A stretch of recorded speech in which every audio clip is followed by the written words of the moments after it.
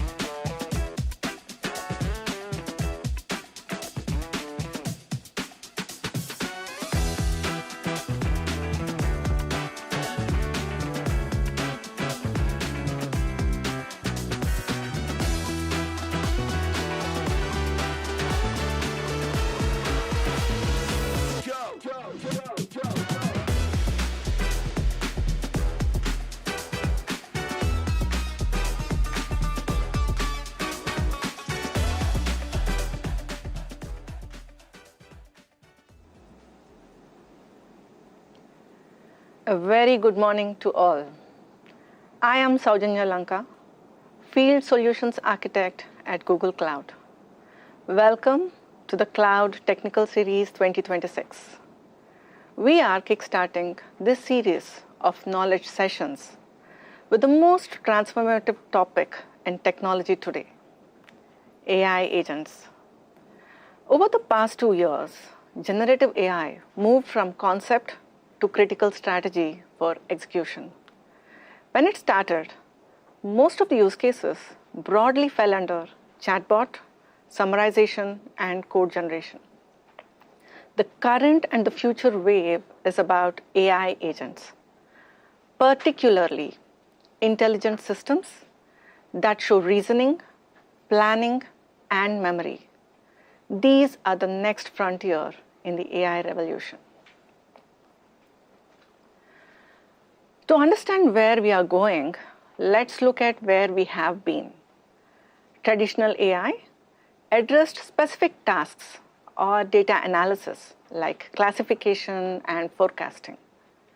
Next came generative AI, focusing on content creation, be it text, image, code, videos, music based on input prompts and instructions. The large language model, LLM, is at the heart of generative AI, and whatever is created is dependent on the model's capabilities with extensions. Agentic AI is the next evolution. It is about action, centered around the orchestration and execution of systems that use LLMs as brains to perform actions through tools. Agentic AI focuses on autonomous decision-making and action.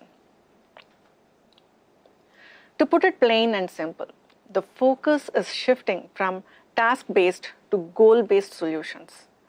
Agentic AI goes beyond content creation and function or tool calling. It aims to execute actions in underlying systems to achieve higher level goals. For this, these systems need to be modular, scalable, adaptable, and capable of multi-modal interaction. We hear agentic AI and AI agents every single day. Yet, they have a subtle difference. AI agents are the building blocks of agentic AI. While an AI agent might focus on a specific goal, agentic AI employs multiple such agents to handle a complex workflow. AI agents are the advanced forms of AI that can act autonomously or semi-autonomously. Consider a use case, generating a new marketing post. And let's visualize the difference in this process. A generative AI app would only create the marketing post based on the instructions and the requirements. An agentic AI system starts by creating marketing post based on the instructions. It reviews the generated post for policy and branding compliance. It then prepares to deploy the post, publish the post across all the target platforms, tracks the performance and the engagement of this post. Using data insights as feedback, it adjusts the strategy to achieve the goal. So as you see, the fundamental role of AI across different roles, across different industries is changing. It is changing from the perception that AI as a tool for efficiency is changing to AI as a primary engine for goals, growth, and competitive advantage. So at the heart of every autonomous entity designed to achieve specific goals is a continuous 5-step loop, which we call the standard cognitive architecture for autonomous agents. The tool begins with perception, sensing the environment and ingesting the data. Once it has perceived, gets the context, it moves to reasoning and planning, breaking down complex goals into logical steps. Then comes action, executing those steps via tools and APIs. The true differentiator is reflection. The ability to critique its own output, evaluate the output, learn from errors, and self-correct, transforming itself as from a simple script into an intelligent worker capable of achieving the goal it is set out for. So we can define an agent as an application that reasons on how best to achieve a goal based on the inputs and tools at its disposal. For this, a typical agent architecture involves orchestration, which is required to manage the agent profile, the goals of the agent, the instructions it has to follow, and memory, both short-term, that is within a context, within a session, and long-term, across sessions. This orchestration layer uses generative AI reasoning models for reasoning and planning. It interacts with a set of tools, which could be other APIs, databases, or even other specialized agents to perceive the environment and take actions.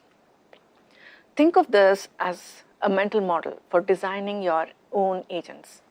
Identify these key components in your system.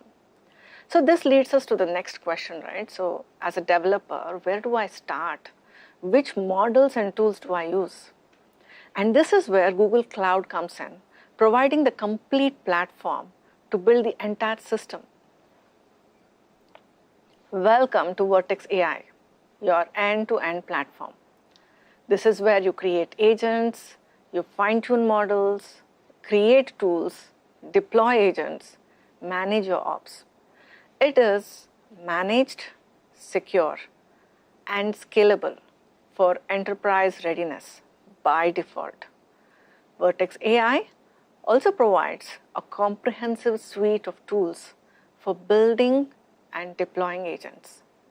It also offers MLOps tools, which are crucial for the ongoing lifecycle and improvement of AI agents. Building enterprise-ready agents requires a complete vertically optimized stack. We're not just talking about the model or the tools. We're going a bit higher up. And Cloud AI brings Google's expertise to every layer, starting with our secure and AI infrastructure and scalable data cloud. We then layer the industry's best models like Gemini on top of this foundation. The unified AI platform, which is the Vertex AI, offers comprehensive tooling to customize the agents and models for any use case.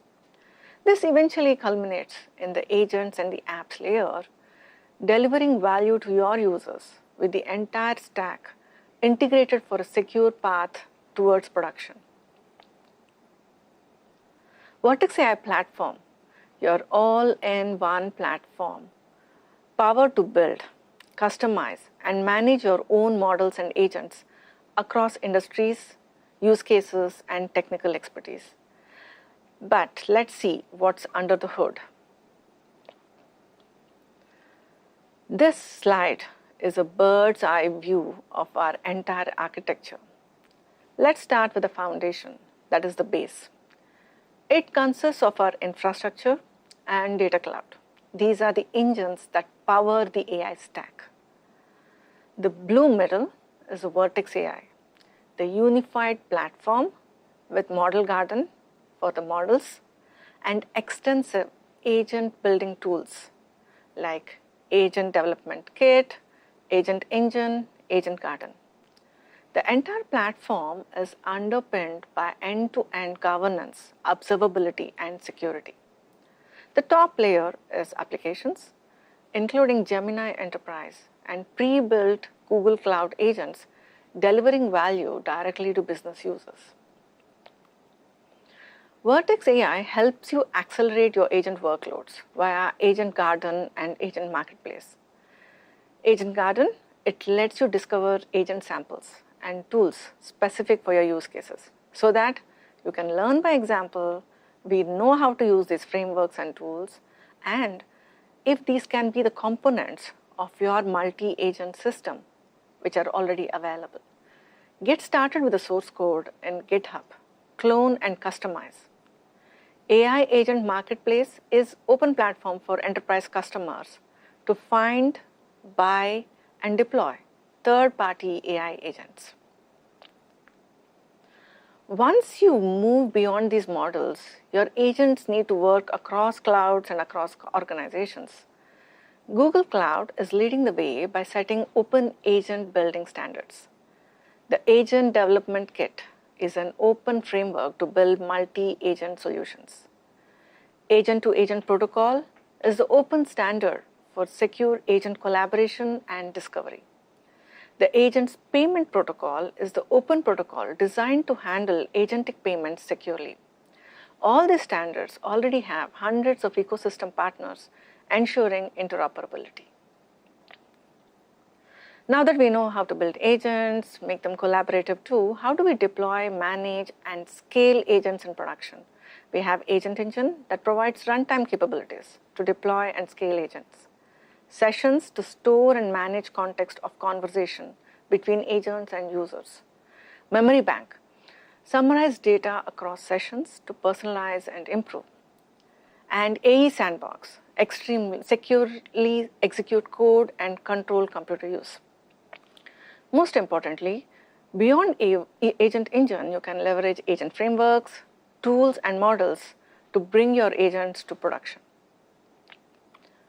Now moving to the top of the stack, agents and applications. A complete enterprise strategy requires more than just one approach.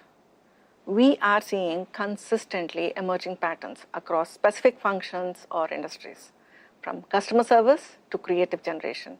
This is why you will see us in some cases offering pre-built agents to help accelerate your innovation. For example, the customer agents, creative agents, code agents, security, data, and industry agents. We also offer comprehensive applications to help accelerate innovation and efficiency. Our advanced agentic platform, Gemini Enterprise, provides a single platform to discover, create, share, and run AI agents across the organization.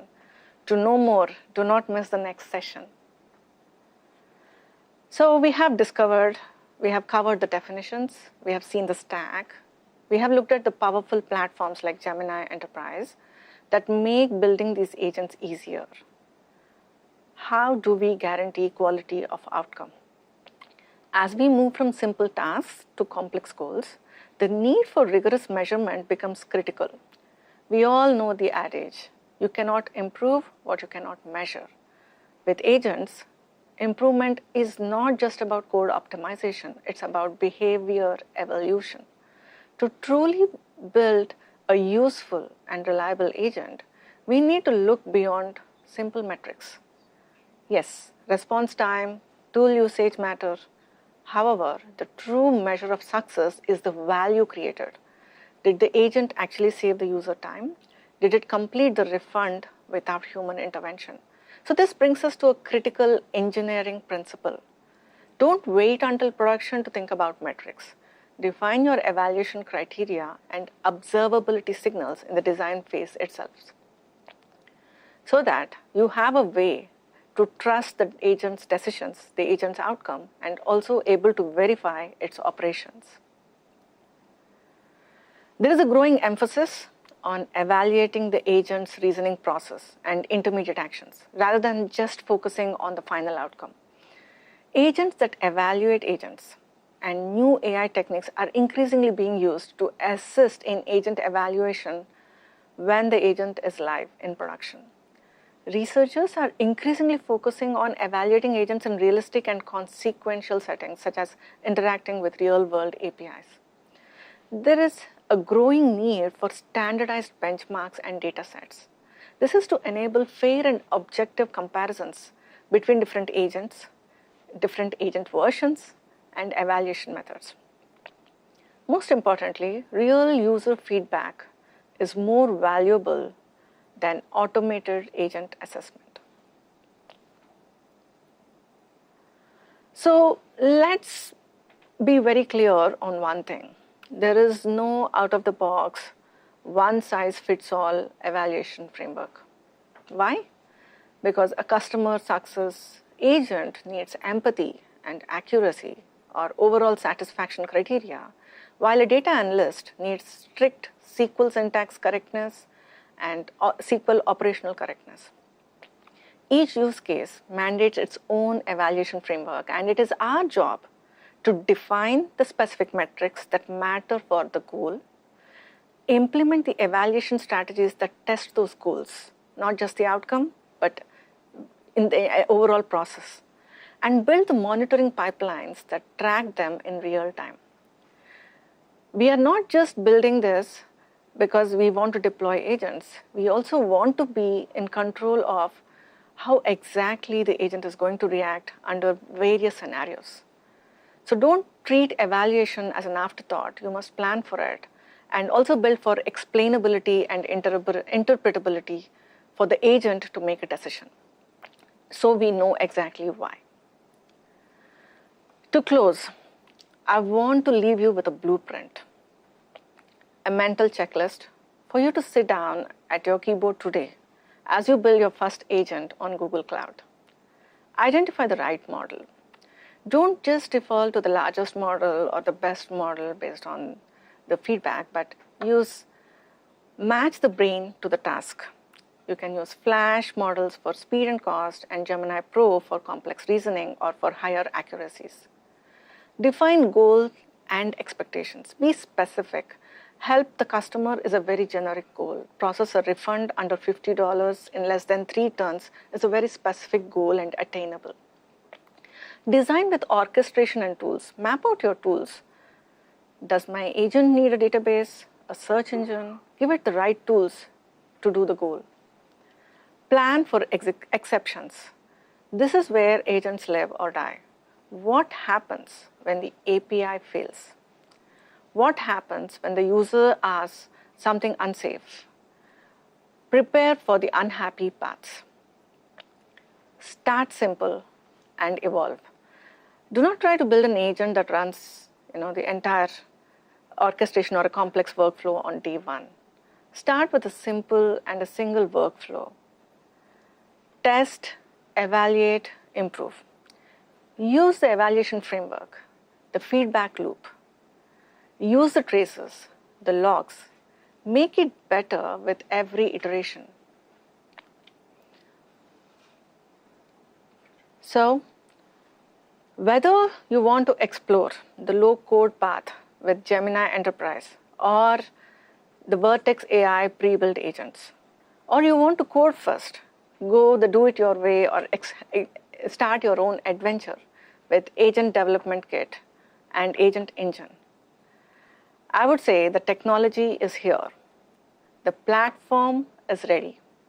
The frontier is yours to explore. Thank you very much.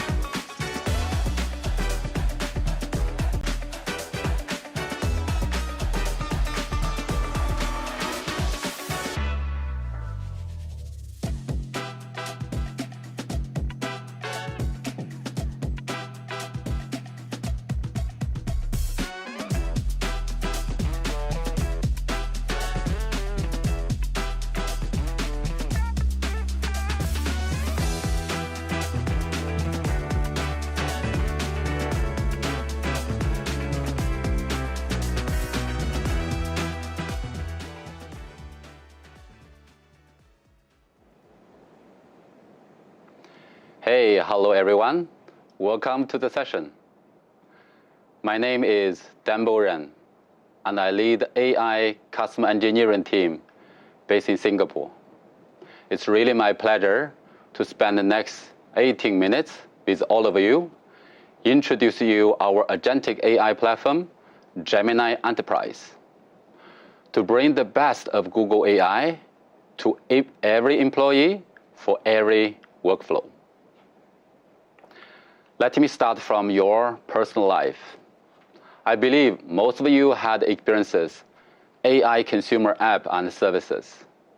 And we have all seen AI fundamentally shift our personal life experiences. And it transformed the way how we interact with the world and technology. Just to give you a few examples. AI changed the way how we discover the information. You may already try Google search, AI summarize, and AI mood. And AI changed the way how we create content like image, videos. I hope you may try Nano Banana already. Just with natural language, you can create image and videos. Lastly, how we learn new knowledge. Give you an example, like Notebook LM. It's a perfect AI assist to help us on learning, studying, and researching. Honestly, it makes us feel like limitless. It gave us the new capability we never had before.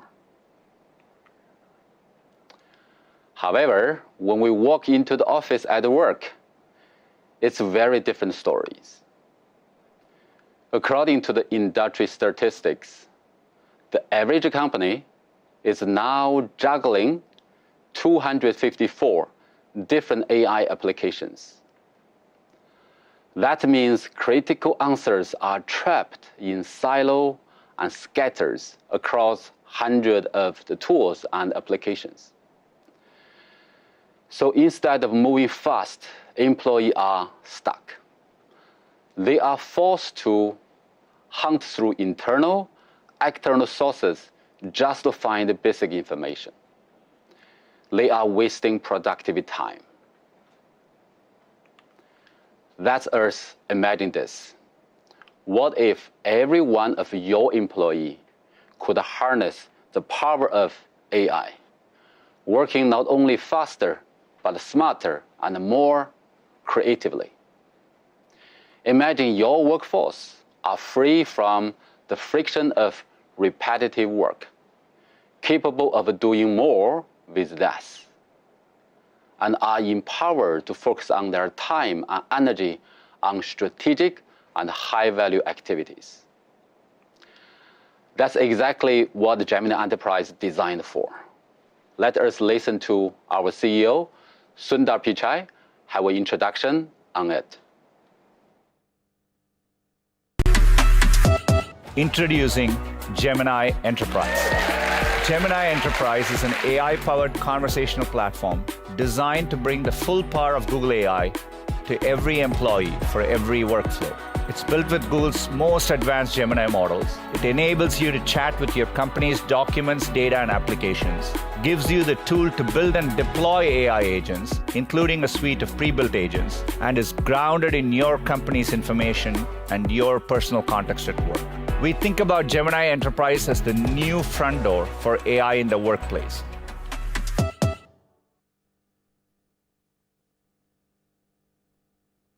Enjoy the introduction video. Let's just quickly have a summary on the core components of Gemini Enterprise. The first one, the brain.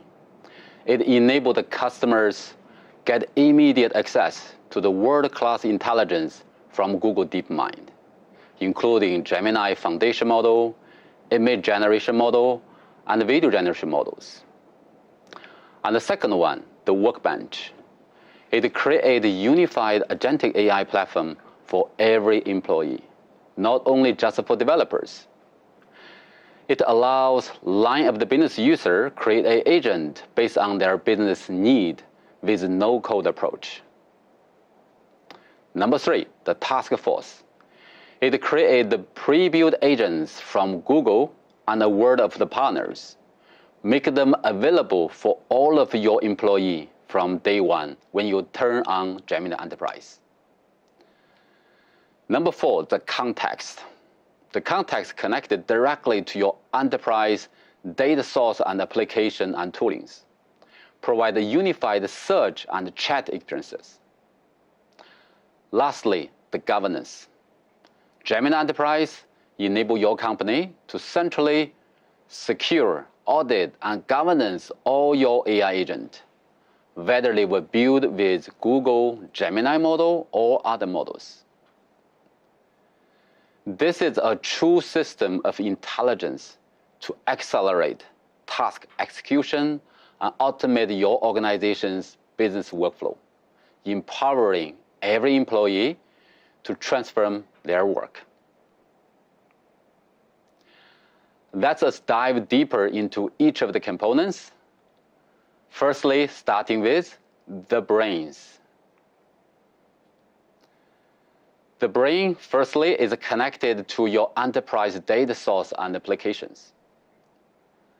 It gives you a simple, intuitive search and chat experiences that securely tap into your company's enterprise data source and applications. Just imagine you have Google search engine to provide answer grounded with your enterprise data set and applications. It doesn't matter if the data source is structured or unstructured. It's all accessible in unified single place. And second, you never fall behind. You get immediate access to the state-of-the-art of the AI model from Google DeepMind. The moment Google releases a new model, whether it's Gemini, foundation model, image generation, video generation, you will have it. You're always running on our most intelligent AI models. And secondly, let's talk about the workbench. Gemini Workbench is your central agent hub. It's a single place to discover, use, and manage all your AI agents in your organizations. When I say every agent, I mean it. Number 1, it doesn't matter how it was built, whether it's a simple no-code agent or complex high-code applications with Python or Java. The second, it doesn't matter who built it, whether it came from Google, pre-built agent, or your own internal developer team, or some of your partners, all centralized matter in single place. And lastly, it doesn't matter what technology empowers it, whether it's built based on Google's tech stack, AI stack, or third-party models. You have centralized managed environments. It all lives under one roof. It's one unified agentic AI platform for your entire AI workforce. So let's take a look at how leverage Agent Designer to create agent with no-code approach. So user can use natural language to define the function and goals of the agent. And Gemini Enterprise automatically translated to be the agent design. And also the customer have the option to switch to the flow builder to use drag and drop design experiences. It's available for everyone. Thirdly, let's introduce the Agent Task Force. The Agent Task Force are the pre-built AI agents which are available for customer from day one when you turn on Gemini Enterprise. As we know the reality, building AI agent takes time and it needs resources investments. That's the reason we don't want you to start from zero. Gemini Enterprise came ready on day one with a list of AI agents for your employee to use. Just name some of them, like deep research agent, idea generation agent, data insight agent, and compute use.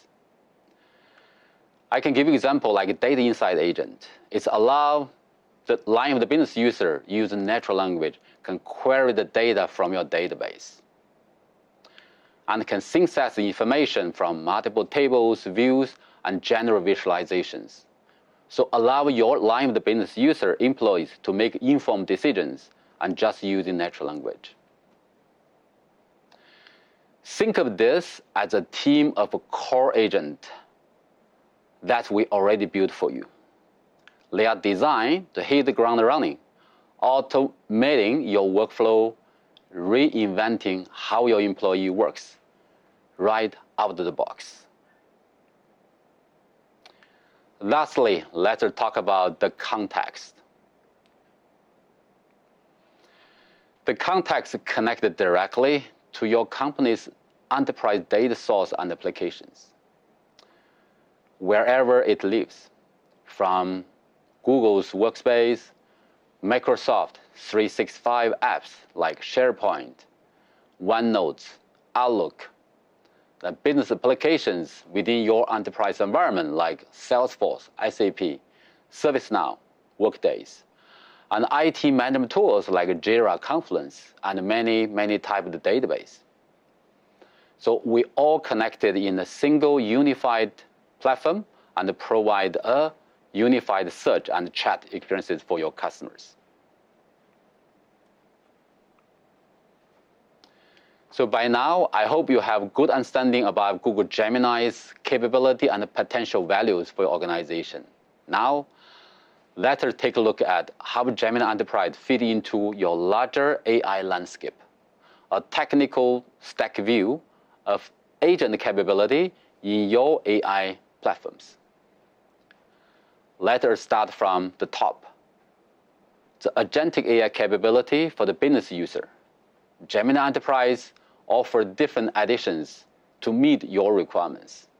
For the business, SMBs, for the enterprise, for the company have the frontline workers, and we have different addition options for you to choose from. If you look at the middle bottom part, is AI agentic capability for the developers. That's the core of the platform for developer to develop and to host running, operating AI agent. So it's our Vertex AI agent builder. This is the primary framework and runtime for building, discovering, and deploying agent. It provides a fully managed environments, and then you only need to focus on the logic, the process of your agent, and we provide a fully managed service to host running your agent. When you develop agent, we provide agentic AI framework like our ADK, Agent Development Kit. It's an open source framework and Google's approach to build agent, test agent, and validate your agent. If you prefer to use other agent framework like LangChain, LangGraph, AG2, we also provide this kind of managed service when you host your agent on the Agent Engine. The agent builder service are powered by the component on the left, the foundation of Vertex AI platform. This is the key differentiators. We provide access to a suite of state-of-the-art of AI models, including multimodality Gemini model, third-party model, open source models. And developer can choose from the list of more than 200 models and just name some of them, like Anthropic, Llama, DeepSeek, and Chain1. So you will have the choice to choose the one to develop your agentic AI use case.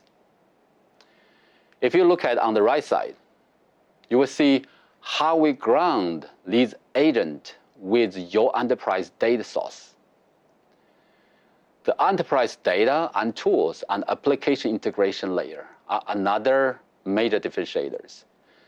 Instead, we just provide you API, we provide integrated components like Vertex AI Search to connect it to your data source, and open ecosystem for interoperabilities. And we support open protocols like MCPs, A2As, and a different agentic AI framework. Let's allow agents to securely access enterprise data and be grounded in enterprise truth. Until now, I hope you feel excited about the capability of Gemini Enterprise and the larger AI landscape potentially can fit into your organization. You may be wondering, this sounds great, but how quickly do I actually see the return on the investments? Let us break this down into 3 phases. The phase 1 is a day 1 value. Your organization will get immediate value the moment you turn on Gemini Enterprise. You start with intuitive chat and search experiences, and you can instantly unlock the insight from your document and start working with rich media content like image and video, audio generations. And crucially, you can design your own no-code agent right away, and no deep technical expertise required. You just start building. Let's move to the phase 2. It happened in the early few weeks. This is where you start to scale. You begin building simple agents and connecting them to your data source and working apps. You can do this securely, ensuring everything stays within your organization's governance, control, and guidance. And suddenly, you are not just only chatting, you are finding answers across your entire organization and embedding AI into the workflow you use it for every day. Finally, how you scale your AI, agentic AI adoptions. This is where transformation happens. You are now orchestrating multiple agents into handle complex, sophisticated tasks. You are not only saving time, improve productivity, you are creating new revenue source. You come with a new service, transform your customer experiences. You are delivering personalized AI agent for every of your employees, tailored to their specific needs. With that, I hope you have gained a clear understanding about Gemini Enterprise, including the key capability and the values and benefit. Now, it's a time for you to start planning. I encourage all of you to think about how you can leverage the best of Google AI, empower your employee, and transform your business workflow starting from today. Thank you very much for your time. Please enjoy the rest of other sessions.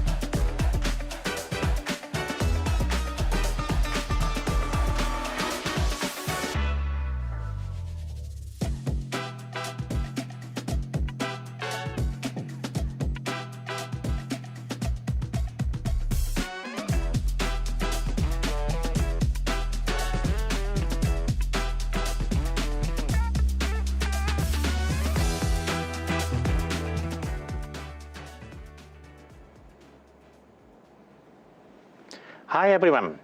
Thank you for taking your time for my session, Building Scalable Semantic Search. I'm Kaz Sato, developer advocate from the Cloud AI team.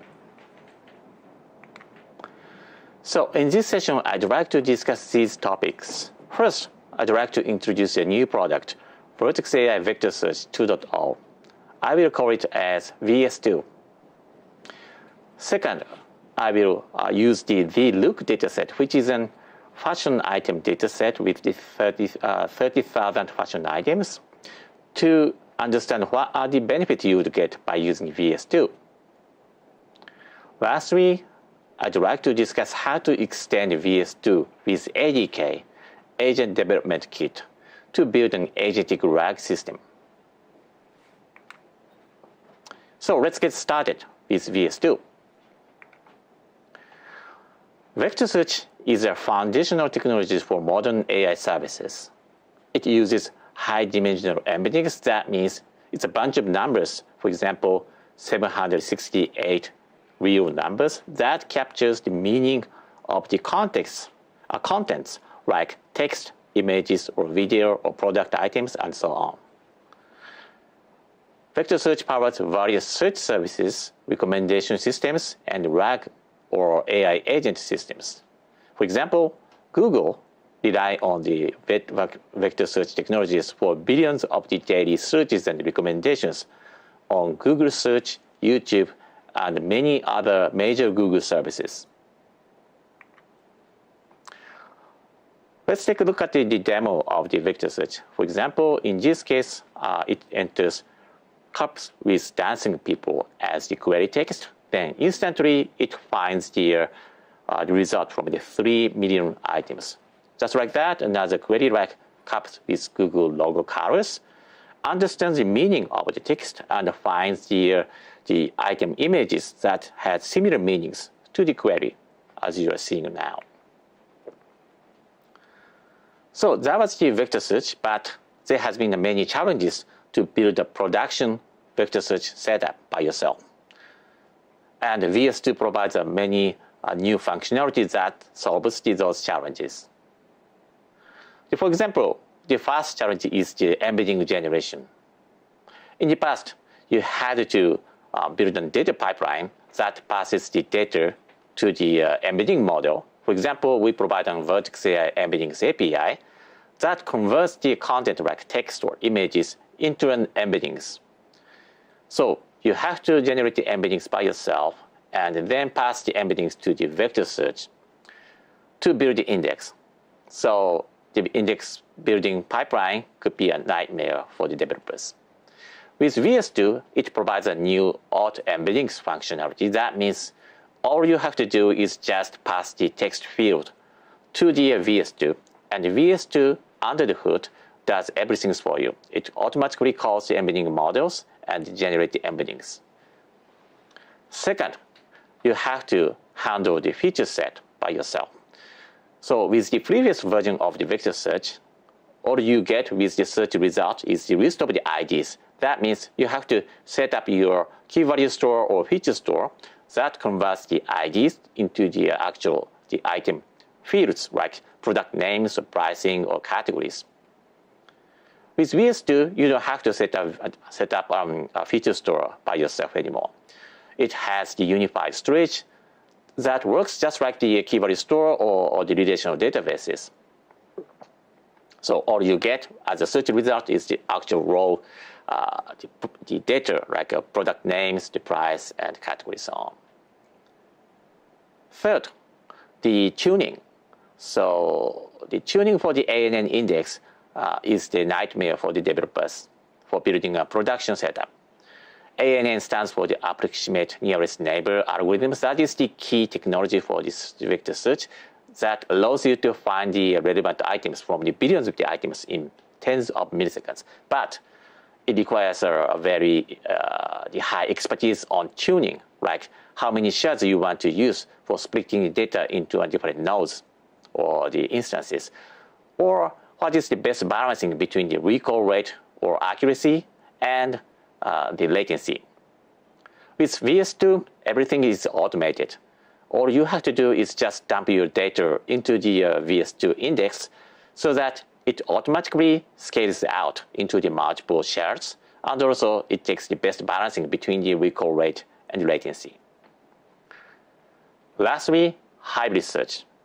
Semantic search provides the very powerful functionality to understand the meaning of the content, but it cannot find any data that doesn't have any meanings or semantics. For example, if your user makes a query with product names, product IDs, or SKU, because SKU or product ID doesn't have any meaning itself, it cannot be handled by the semantic search at all. But still, as you know, the users would expect the search engine to find by the product ID. Or maybe you would add a new product item that has a brilliantly new names that never existed before.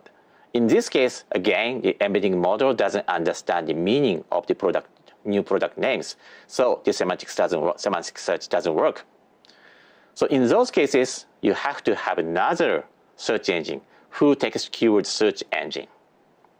So all you have to do is having two different search engines, semantic search and keyword search, and running them in parallel, and combine the result into a single search result. With VS2, you don't have to do that anymore. Because we embedded everything into a single product, we provide a built-in hybrid search that has the semantic search and also full text keyword search. So as you passes the keyword, a query keyword to the search engine, you'll be getting the end result that has the merged result from both engines. So let's take a look at the actual demo that shows the power of the VS2 with the look dataset. The look dataset is an e-commerce dataset which has 30,000 fashion items like this one, which has product ID, product name like a shirt or pants, and category, and retail price. It's a very simple dataset. And we'll be building a product search system by using VS2. In VS2, we have introduced a new concept called collection and data objects. Collection is like a table in relational databases, where you define the data schema of each fields like ID or name or category and so on with those data types. And also it defines the vector schema, like how many dimensions, like 768 dimensions for these embeddings, and what kind of the embeddings you want to generate with that vector. And once you have defined the collection schema, you can insert the data by using the data objects that wraps the raw data as the objects. Finally, you may build an ANN index, the approximate nearest neighbor index, that scales up the systems to support up to like billions of the items that could be searched within tens of milliseconds. Let's take a look at the demo of the VS2. Once you have installed the SDK, you can start defining the collection like this. So let me hold on the video. So here you see that it defines the data schema here with the properties like ID, name, and category, and retail price with their types. Oh, let me go back to the video. Okay, installing the SDK. And define the collection with the data schema. And the second thing you would want to define is the vector schema. It defines the name dense embeddings as the vector schema that has 768 dimensions. And you specify the name of the embedding model. That is the name of the embedding model that is provided by the Vertex AI embedding API. So once you have defined the vector the schema, the embedding will be automatically generated by passing the name field to the embedding model.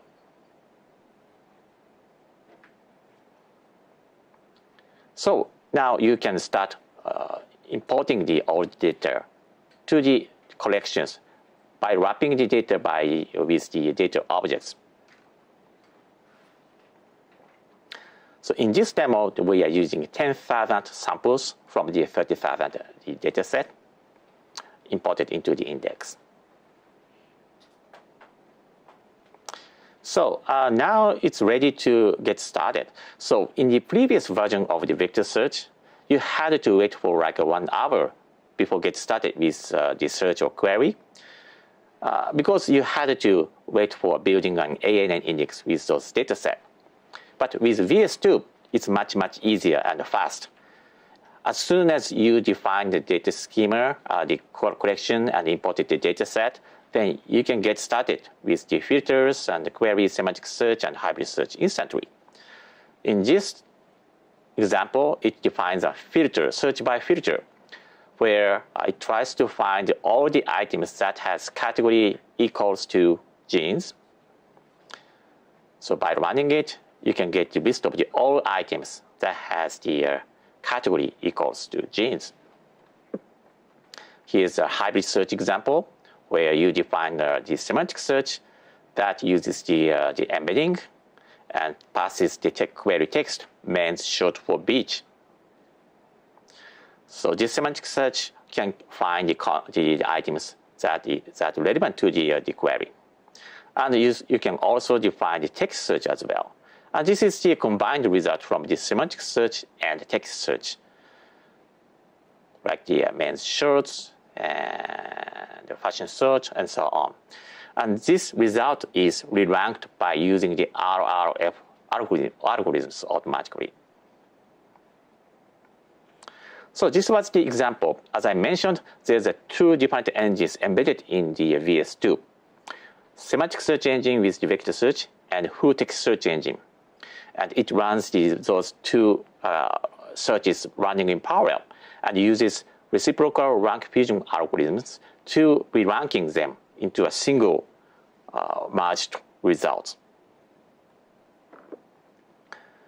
So this is a complete picture of the steps I have taken in the demos.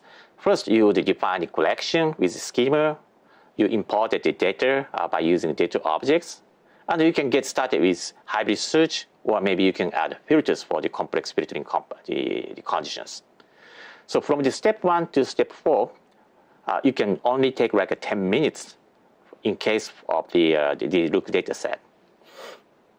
And also, if you want to scale it up to support the millions or billions of the data sets, then you can add ANN index that allows you to get the fast latency like 10 or 20 milliseconds with the millions of the data set. Okay, so that was what kind of the benefit you could get by using the VS2. Lastly, I'd like to show how you can build an agentic RAG system by combining the ADK and the VS2. In this case, we'd like to use this scenario, AI travel agent, that uses the 2000 London Airbnb listings and ADK as a reasoning layer to the VS2 for agentic search. What do you mean by the agentic? So agentic means it has the reasoning functionality that decomposes the user request into the hybrid search query and filter conditioning and call the VS2 as a tool. Let's take a look at the demo. So first, you would define the ADK tool. ADK tool is just a function in Python. It defines how to call the VS2 for a request from the agent. But the thing is, you have to define the functionality in this doc string. As you can see, there is a very rich explanation about how this function works to find the items. For example, it takes 2 parameters, query and filter, and query for the hybrid search and the filter for the filtering. So with this doc string, the agent understands how to use this tool and how to call it with the parameters. And inside of the tool function, you can write the usual logic to call the VS2, like a semantic search, and the text search, and combine them as the hybrid search. Then you can define the agent by using the tool. So in this agent instruction, it defines the instruction like you are an expert London travel agent, helping users to find vacation rentals.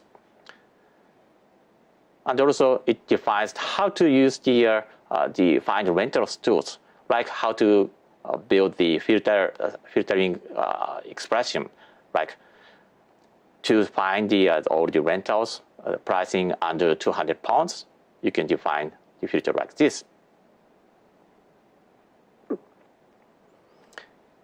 Now it's ready to get started with the demo. So by running the agent with this simple query, like I want an inspiring workspace in Hackney, then it's built on filter and query like this.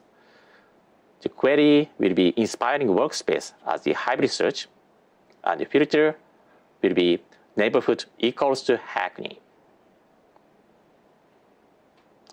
So you'll be getting the result like this instantly.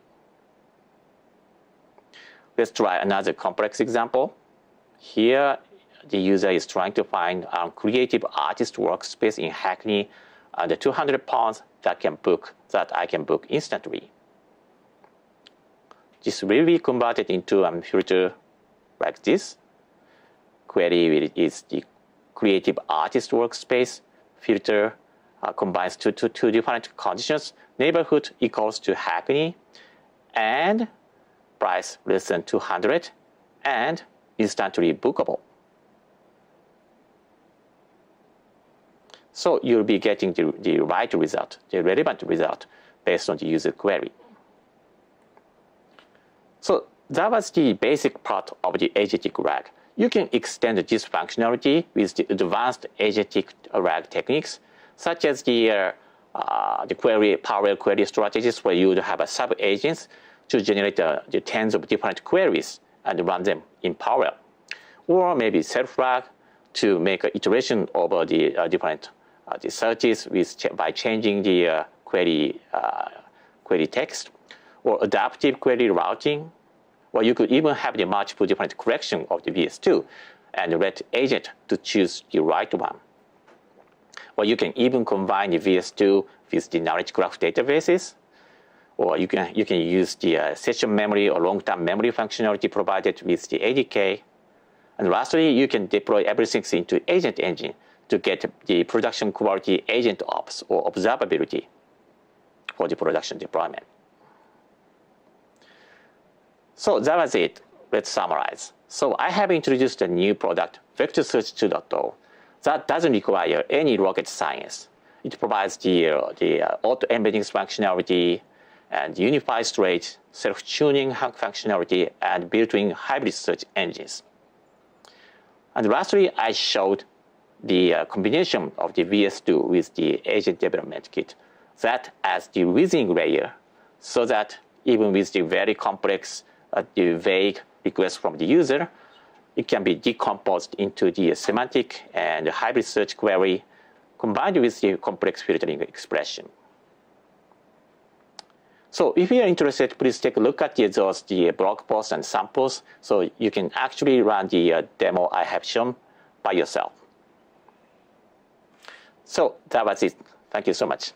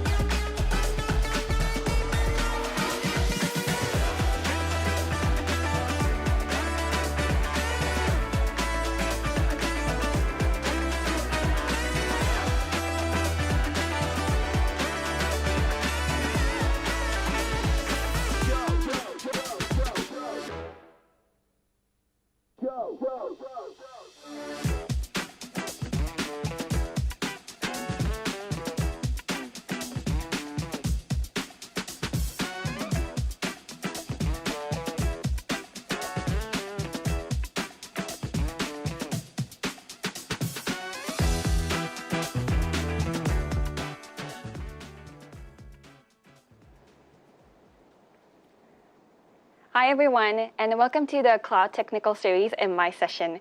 My name is May. I'm an Applied AI Specialist Customer Engineer here at Google Cloud. Building an AI agent is fun, and it's exciting to prototype, and honestly, it's fascinating to watch them work. But while we see a lot of demos, you might wonder how those demos are built. How is it working behind the scenes? And will you be able to bring them to a production level for your enterprise to meet your own requirements? Over the next 30 minutes in my session, I'm going to walk you through exactly how to build a customer agent, even without knowing how to code, that isn't just a toy and playground, but more of a scalable asset that can transform your customer's experience. To set the stage, I want to show you a video that I have recorded earlier. This is an agent that I built a couple of days ago using the solution that I'm about to introduce. This is a multimodal customer agent that creates a seamless self-service experience, handling voice, complex reasoning, and real-time data.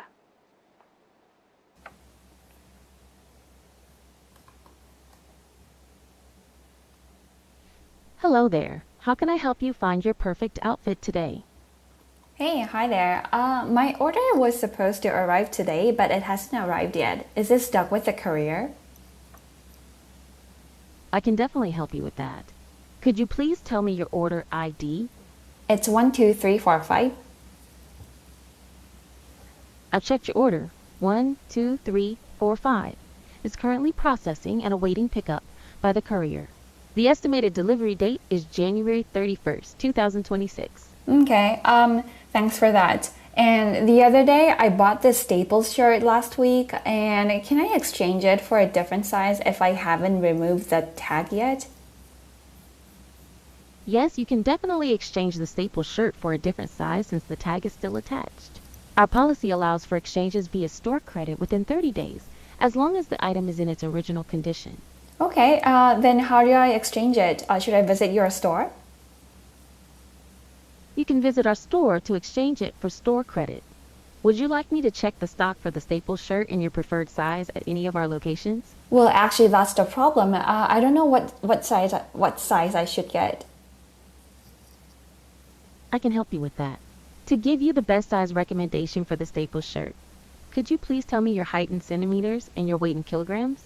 My height is 180 centimeters and 40 kilograms. My weight. Thank you for providing your measurements. Based on your height of 180 centimeters and weight of 40 kilograms, I recommend an extra small, which is XS, for the Staples shirt. This will ensure a relaxed yet tailored fit for you.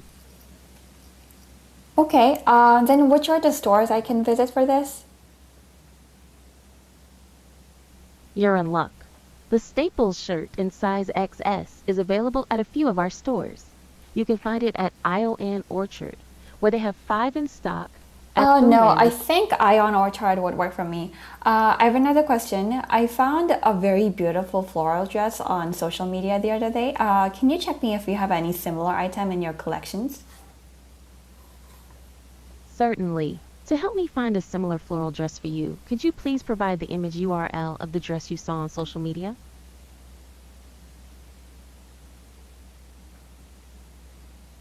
Well, there you go.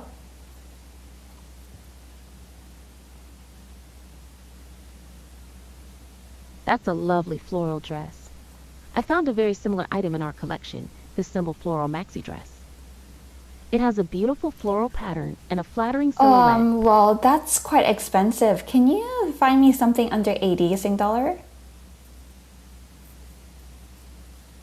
I looked for floral maxi dresses under $80, but unfortunately, I couldn't find any that matched that specific style within your budget right now. Would you be open to considering other styles or perhaps a different price range for a floral dress?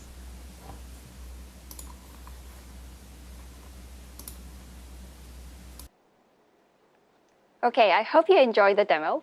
So what you just saw wasn't months of engineering, and it only took me less than 1 hour to build this. So now, before I walk you through how I built this agent, let me first take a step back and share why this is critical to transforming your business and customers. So when we think about the market situation and our customers' expectations, the way customers shop and seek support has fundamentally changed. Customers now expect a lot more in a world powered by AI, and a lot more in a world where we are moving past transactional chatbots to deeply personalized shopping and support experiences. So imagine a dedicated shopping companion for your customers, an agent that can look at a handwritten recipe and instantly add the ingredients to your cart, or handle a text-based order when a customer is running late. This is about finding exactly what's needed and fixing things fast.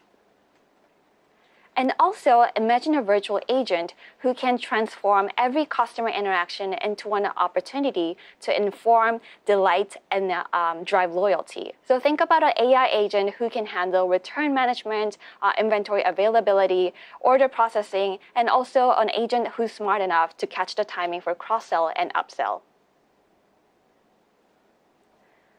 So to meet customers' expectations and bring everything I just mentioned into a reality, I'm excited to introduce Gemini Enterprise for customer experience. This is a unified agentic solution that turns fragmented search, commerce, and service interactions into a seamless customer journey that drives growth in your business.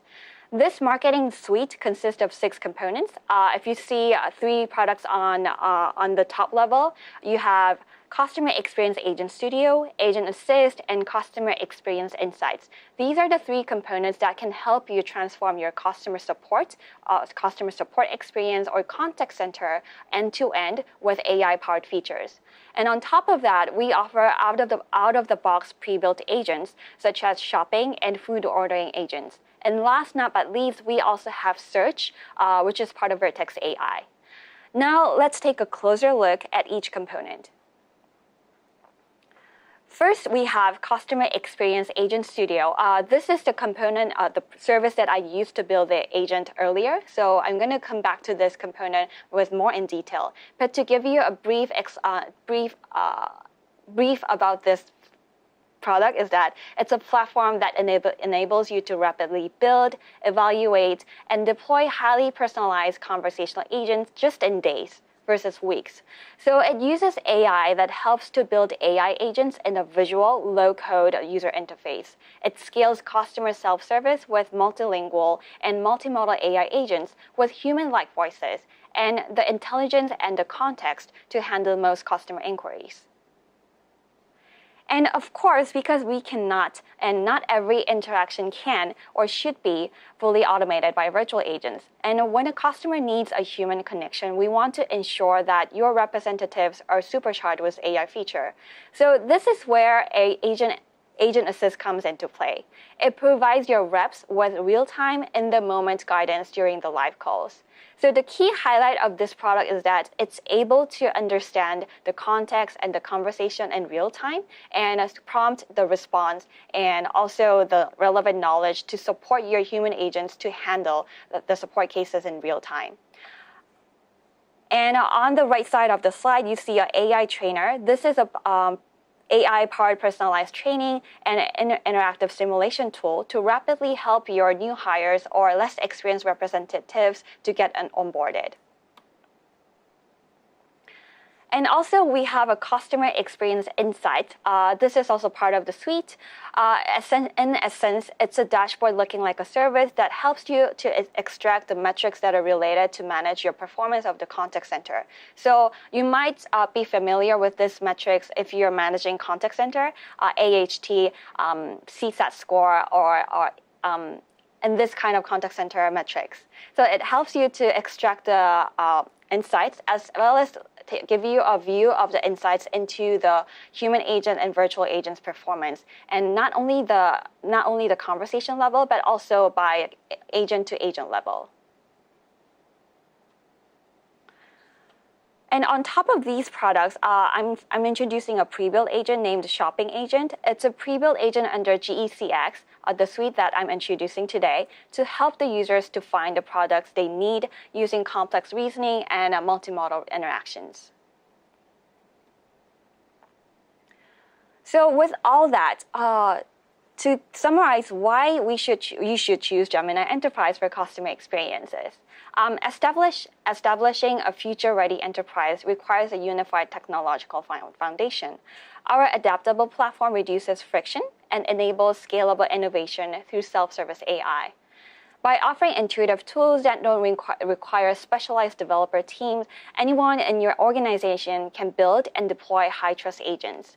This allows you to outpace your competition with just-in-time intelligence, as well as enable you to innovate without the heavy burden of technical debt or massive team overhead, all powered by the world-class intelligence of Gemini. So you remember I mentioned that I want to get back to this product, CX Agent Studio. For builders like us, this is where the magic happens, and this is the solution that I used to build the agent that I demoed earlier without writing a single line of code. It's the engine that let's dive into the features and the UI. So CX Agent Studio, it's a fully managed solution built on top of ADK, but it has removed the friction of starting from scratch, which solves the blank canvas problem with AI augmentation to get you designing instantly. And it also bridges your agent that was playing in the playground to last mile to production with out-of-the-box connectors and tools, deployment channels, all comes in out of the box, and also built-in evaluations. So this is a platform and solution that can turn a powerful framework into a business-ready solution. So for the remaining time, I would like to walk you through to this platform and show you how I built the agent using CX Agent Studio.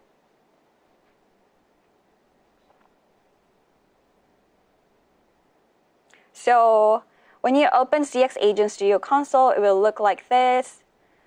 And I'm going to start by clicking the next agent and then give some random name because I know I will be able to rename this later. And then click Create.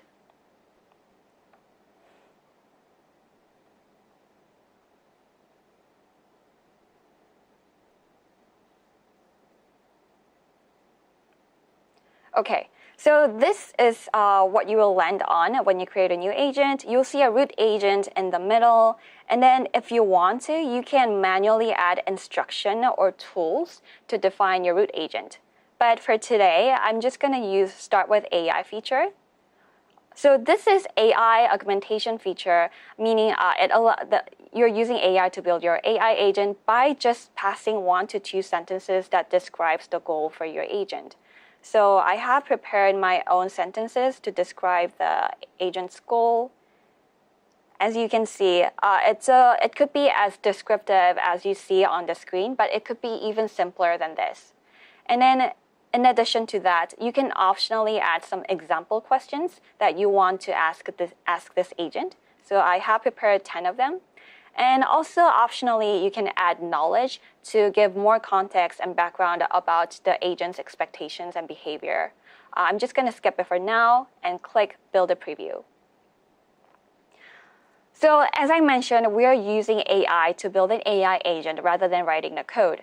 So what's happening on the background is we're automatically generating instructions and tools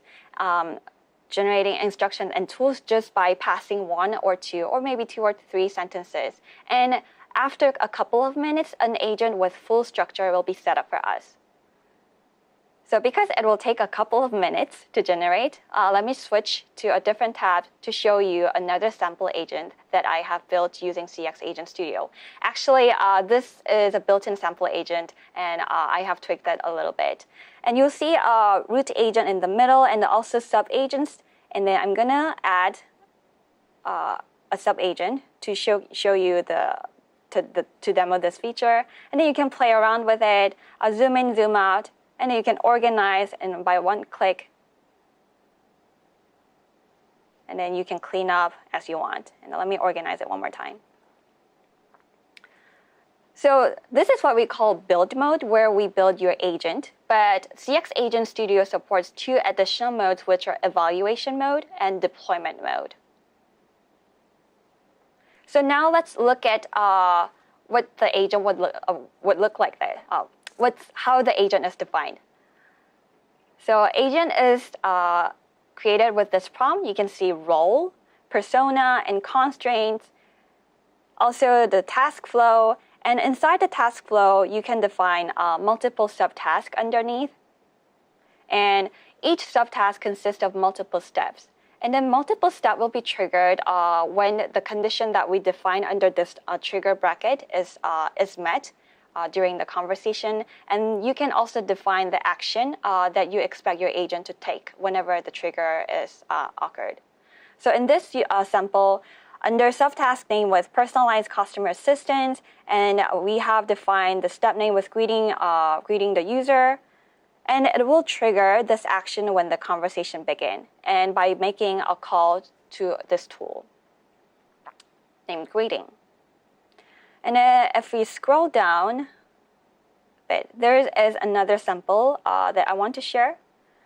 Here, you can even define how you would like to manage the session. So you just notice that I have defined the subtask with names session management. And here I have identified 3 additional steps underneath it. So we know what's instruction and end session is, and what are the other components you see in the UI. These are what we call tools that I have defined earlier, but you can also choose to add new tools by clicking this plus button, and then CX Agent Studio supports all this type of tools, starting from client function, Google search, Open API, and also out-of-the-box integration to Salesforce and ServiceNow. So for example, if you have a Python tool named greeting, you can see that I don't have any input here, but you can choose to add arguments there. It's a simple Python code where it extracts the variable from the context to generate and return the greeting sentence. And this is a Google search tool that I have defined earlier. Here it's instructed to use USDA plant database whenever the user is inquiring about the plant. And here's another tool named CRM service. And you can see that under this Open API, we can make a call to 3 different methods. And let's see how I instructed this one. So you can use either a YAML or JSON format to inject, to share the schema for your Open API. And here I'm using YAML to define 3 different paths that I want to make a call to using this Open API tool. So that was for tools. Now let's look at other menus. I'll just close this.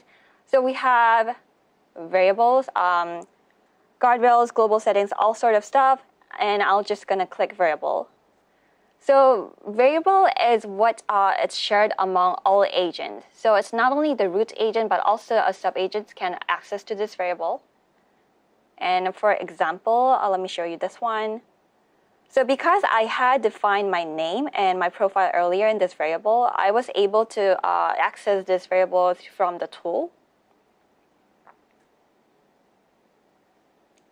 Then let me show you that here. So when I had started the conversation by saying, hi there, you can see in the simulator that it is triggering the tool call as instructed. And as an output, we were able to retrieve the greeting sentence using the variable with my name, May. So this simulator is pretty handy. It shows you the breakdown of the processing as well as the raw response per turn in JSON format. And this will be super handy to understand the token breakdown or the latency or the process of what's going behind the scene to generate your agent response. So to show you another example,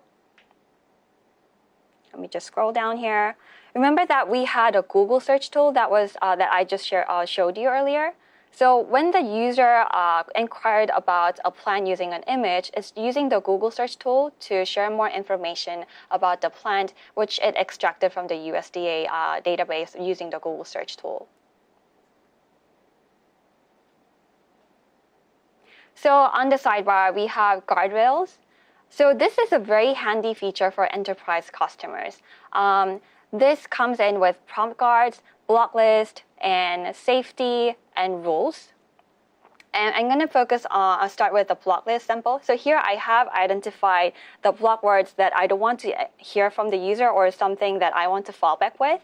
And this is the action that I have defined to instruct the agent to say exactly a certain sentence when the block phrases were triggered. So let's see if that's the case. I'll just say something unexpected that matches the block word. And yes, you can see that it's saying returning the exact sentence that we have defined here.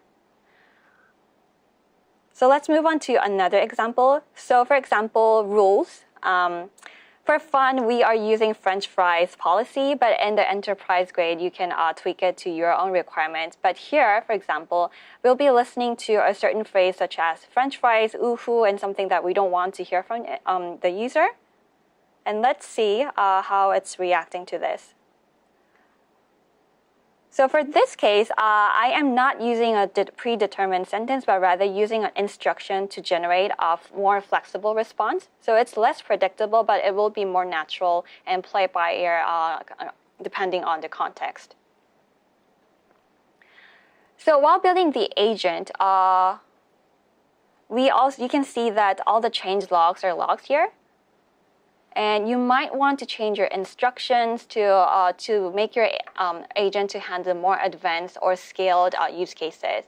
You might also want to make changes in the tool. So for such cases, you can still maintain your snapshot of the agent by creating a version here.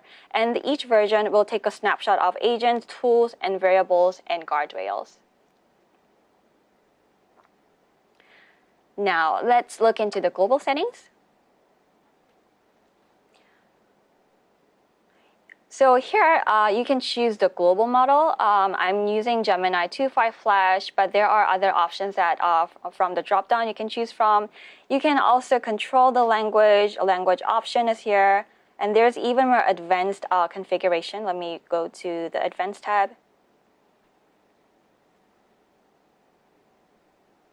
Here. So you can also adjust the speech, like no user input timeout and all other advanced configuration. And you can also change the voice name or voice font and tone, and also the speaking style by adjusting the tempo. Underneath, we have global instructions, which you will share across all the agents that you have on the UI of the website. So here, for example, I am using the customer profile and a persona shared among the agents so that the agent will sound consistent in terms of the persona, and even without using explicit call to extract the variables, it has access to the variables that we have predefined. And finally, we support logging. So you can export your conversation history and all the trace log to the cloud logging and BigQuery.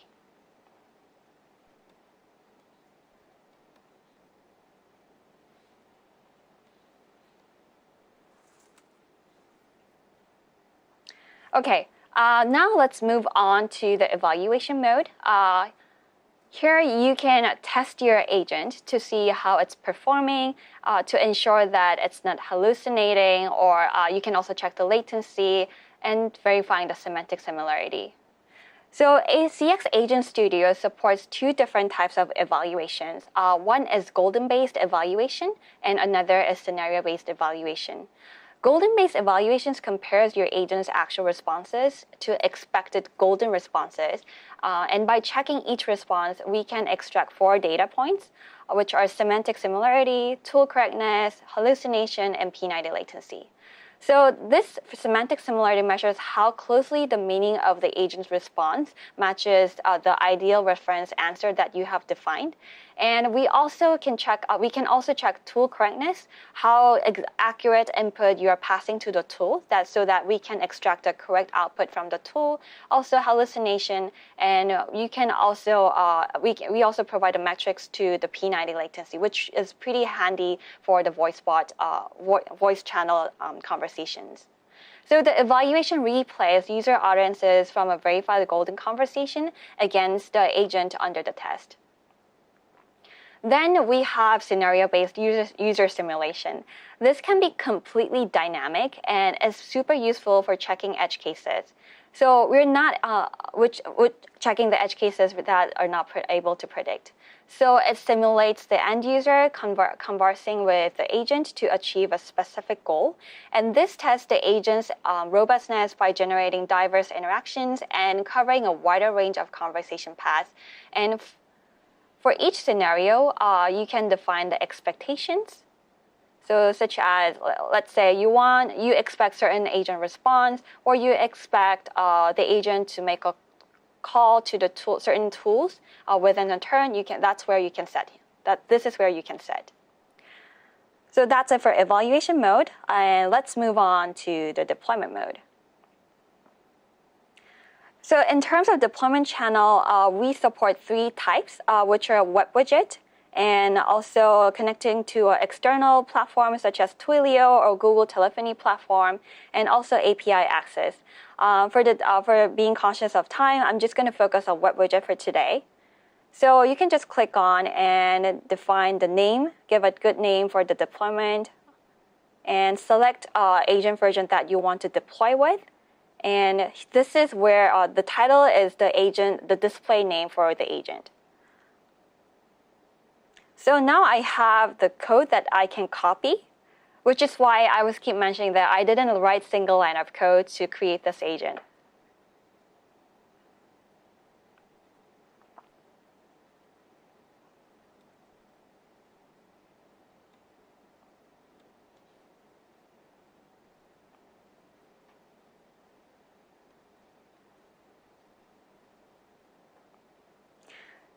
So now we have the deployed web widget, and now I'm going to show how I use that to build my the demo that I showed you earlier. I'm just going to copy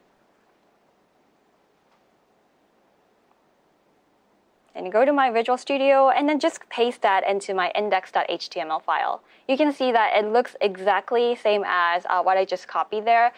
Just the difference is that I have extracted the environment data to make the configuration more easier.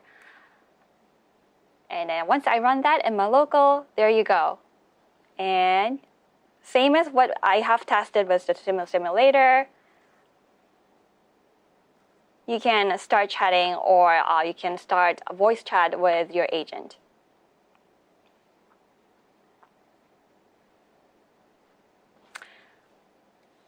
So there you go. So I hope you enjoyed my session, and then I hope you give you a good idea of how we can start building agent without knowing how to code.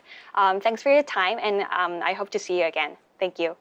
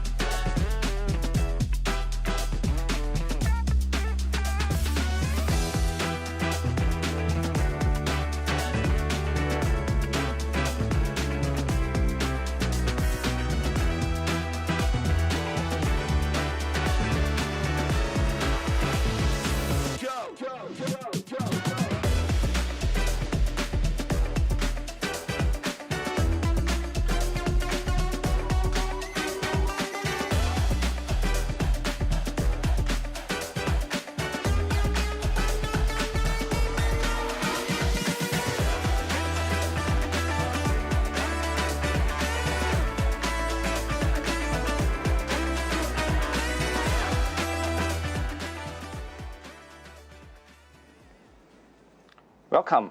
My name is Hui Liang, and I am a Google Certified Authorized Trainer from SG Code Campus. Hello, I am Natasha, and I'm also a Google Cloud Authorized Trainer from SG Code Campus, and I will be helping out with the lab as well today.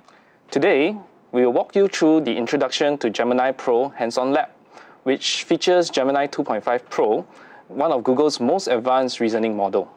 By the end of this lab, you'll know how to build applications using one of the most powerful AI models available today. If you registered after the start of the event today and want to follow along with the lab in real time, we'll need to get you added to the lab's classroom. All right. So what you can see on the screen now is a QR code. All right. So go ahead, sign up at the link or scan the QR code that's showing on the screen right now. You'll need to enter a dynamic OTP code after you enter your email address. We'll leave the link and the code on the screen for a couple of minutes before we get started. So do get started now. If you have registered before the start of the program today, you just go on to step 3 and sign on onto this webpage called explore.quicklabs.com. So just to remind you that explore.quicklabs.com is different from the usual Quick Labs or the Google Skills, so make sure to set it up there. So as we move on, what exactly is Gemini 2.5 Pro, right? It is Google's flagship model designed for complex reasoning tasks. Think of it as an AI that doesn't just respond, it thinks through problems step by step before answering. So one of the biggest differentiators is that it's truly multimodal. It has text and code, but also images, audio, video, PDFs, even web pages. You can send it a podcast and ask for a summary. You can send it a YouTube video and ask what happens at a specific moment. It just works. So where does it really shine? Well, you can imagine in math and STEM problems that require multi-step reasoning. Or it could be in cases where you need to generate code, you do debugging, so Gemini can write code, explain it, and also execute it. And handling tricky, nuanced prompts where context really matters. So now let's actually take a look at what we will actually be doing today. So we've structured this lab to take you from the fundamentals to advanced features.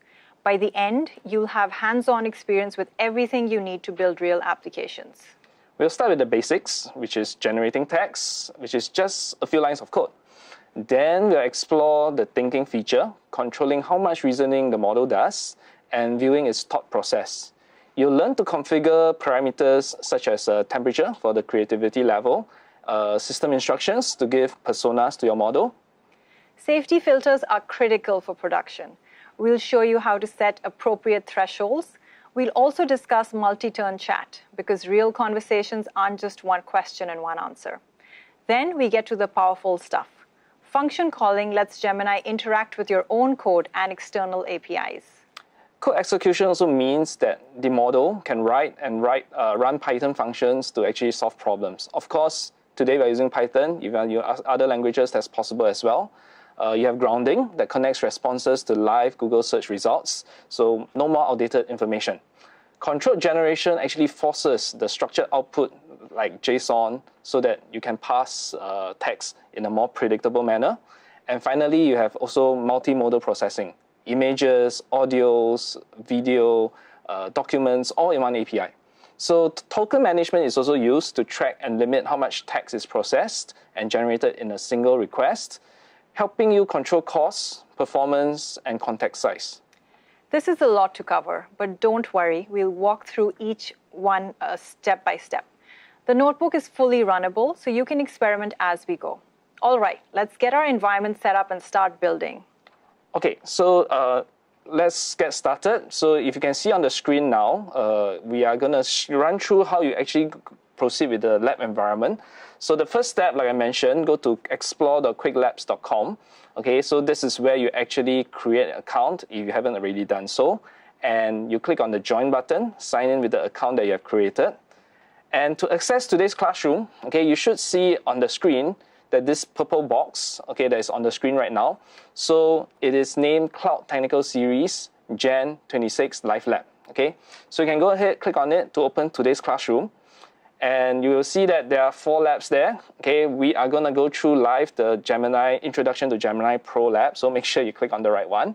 Okay, if any labs, all the labs should be activated right now. Okay, so next, we will see that when you actually click on getting started with Gemini Pro, you will have this screen where you have the option to start the lab. Okay, when you click the green button, it will actually start a timer. So just be sure that you do this in one sitting, right? So after you click on the green button, this is what we'll see. You have a open Google Cloud Console button that's available. So later on we'll show it. But one recommendation here is that use an incognito window or a private browser, because that keeps your account separate. So the lab provides you with a Google Cloud environment. So you might want to have it separate from your existing cloud environment. Okay. So finally, along the way, you will see that there will be these blue buttons where you can do check my progress. This is where you actually get the points for completing tasks in the lab. This lab will be entirely performed in the Jupyter Notebook. So I won't be going through this a lot. Later we'll go through the labs, but once you've done all this, you'll get the points, and you actually, these are counted towards the completion of the labs. Okay, so let's go over to the lab environment. Okay, so you can see that we already started, and we already clicked our green button a while ago before we started the session. Okay, plenty of time, don't worry. Okay, but the first button that you can see is already the Google Cloud Console button. I'm not going to click it right now, but what I want to see is that you see there's an incognito window. So we're not going to go there right now. What I want to see is to show you the lab instructions. So if you look at the middle portion, where Natasha is actually scrolling through the objectives, the overview, please take some time to read through it. But basically, we are running through the different aspects of Gemini, all right? So the setup and requirements, these should not be a concern.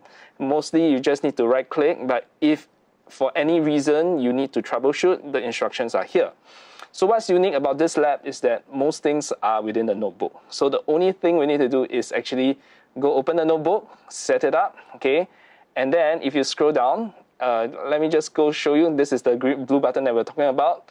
You can see for task 3, task 4, and so on, there aren't instructions, right? So we are all doing it in the notebook. So this is probably the last time I'm going to see this environment, okay? But once we are done with the notebook, we'll come back here, click all these blue buttons, and make sure that you can actually get the points for the lab, okay?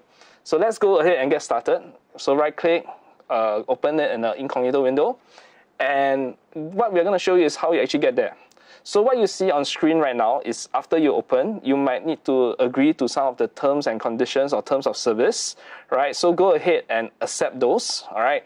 So you should see on your dashboard, on your screen, on your monitor, that there's this Google Cloud Console, all right? So this is basically the interface for you to manage all your Google Cloud resources. You can create and configure projects, access services, and so on and so forth.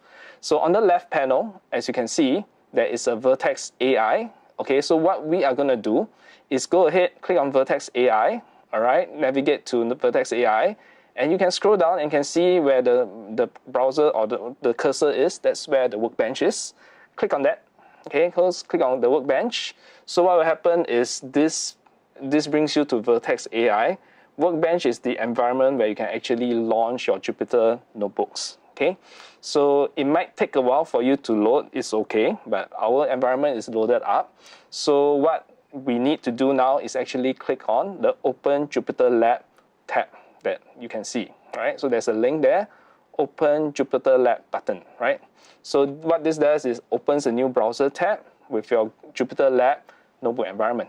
Okay, so once it's open, you're ready for the next step. If you don't see the instance, you can refresh the page. The lab resources may take a while to spin up, but as far as possible, we have actually provisioned for a lot of hot labs. So most of you should be able to get started right away. So this session has been really, really popular. So I think there's like a massive amount of people online right now. So if you do run into some resource issues, just be patient with us. Follow along with the lab first. Okay, we have a completed notebook to show you exactly what you should expect. So yeah, so let's just get started. If you can see on the screen right now, we have an additional notebook. Okay, so don't worry about that. What you should see is you should have a Intro Gemini Pro notebook, and that's the one that we want. Okay, so if you see a pop-up to ask you to set a kernel, go ahead and select Python 3 as your kernel. right? So from here, we'll be running Python code through the Jupyter Lab environment.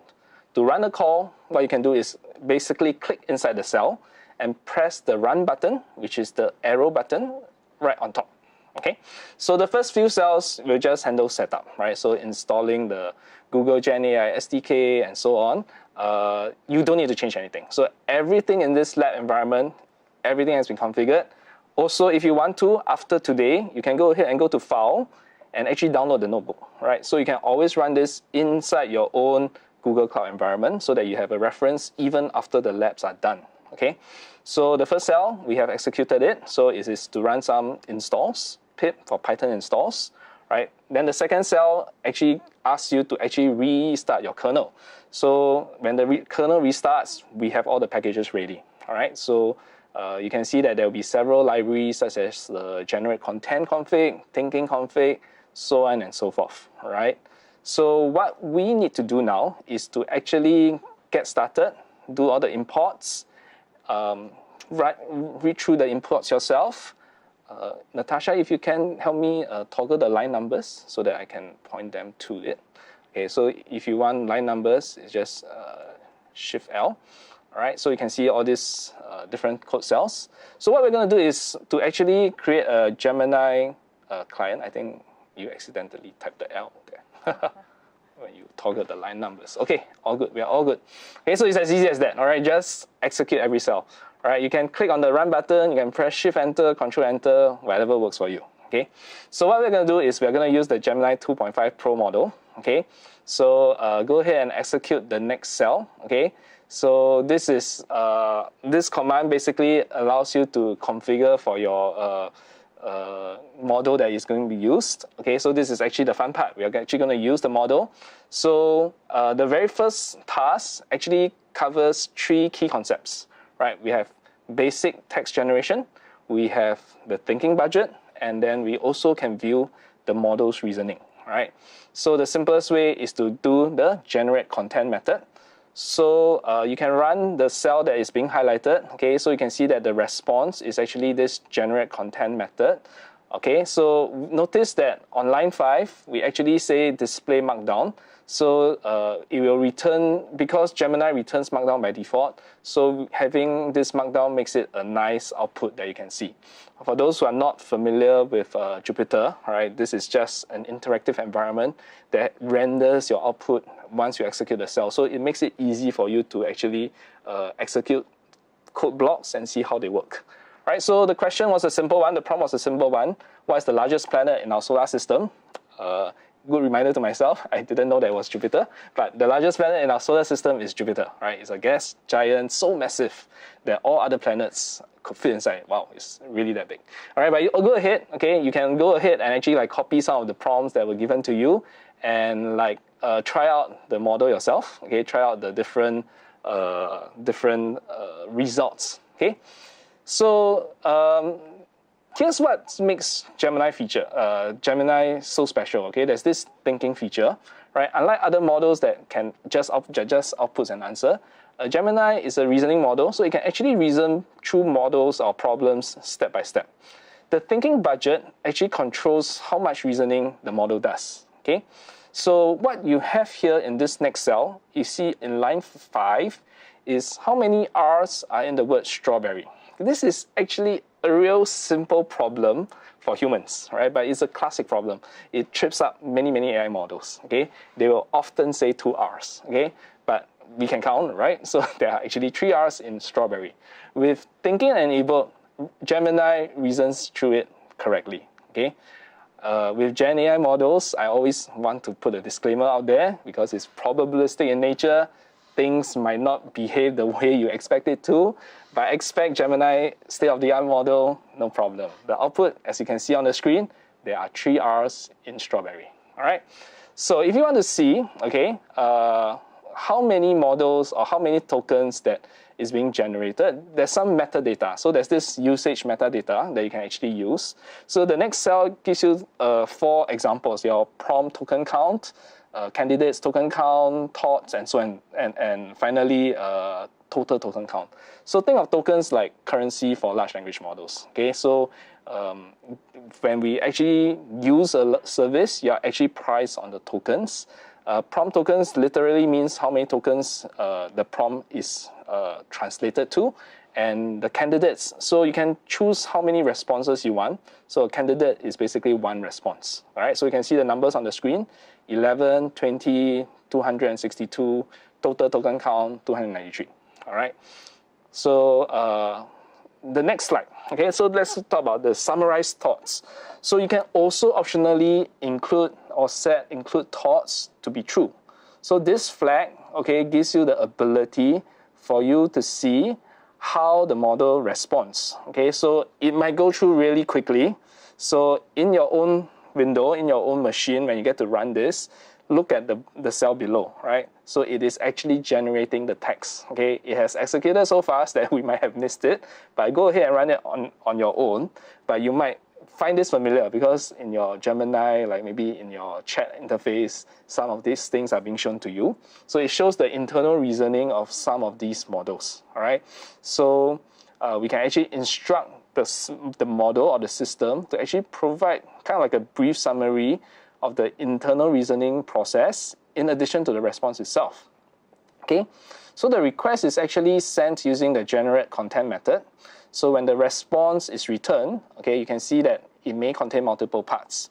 So for the code that we see, each part we examine it using a loop, right? So if the thought field is actually set to true, then that portion is displayed as the model's summarized reasoning. Otherwise, it is just displayed as the final answer. So this kind of separation allows educators or developers to review how your model approached a problem while presenting the result clearly to the user. Okay, so normally this generate content method delivers the full result at once. By contrast, you can actually do this generate content stream. Okay, so this method actually delivers small chunks of text in real time as the model produces them. Okay, so in this example, you have two options that are actually configured. All right, so you can see the first one here. The thinking budget. Okay, so the thinking budget is this 1024, which limits how much reasoning the model can use, include thoughts. So for you guys, if you are thinking about how do you actually set a budget, all right, so most large language models are trained in English. So one token is about 4 English characters, all right? That translates to about 0.75 of a word. So high level numbers, like about 100 tokens gives you about 60 to 80 words. So you can think about those numbers and configure like exactly how much you want your length to be, okay? So here we set the thinking budget 1024, include thoughts to be true. So as each chunk arrives, because we are actually doing the content stream in line 13, okay, so if a part, the code actually loops through all the parts. So if a part contains the text and is marked as a thought, it's displayed under a thoughts heading and then appended. If not, a thought is displayed under the answer and added to the final result. Okay, so this is just what this loop is doing. So basically, this allows the application to present your reasoning and answers progressively, which is actually useful for live demonstrations. Again, because I'm talking so much, you might have missed the iteration, but go ahead and run the cell on your own, okay, so that you can see how this content generation stream works, okay? So this is the first section, right? So this actually shows you how basically you can interact with the Gemini, okay? So let's move on.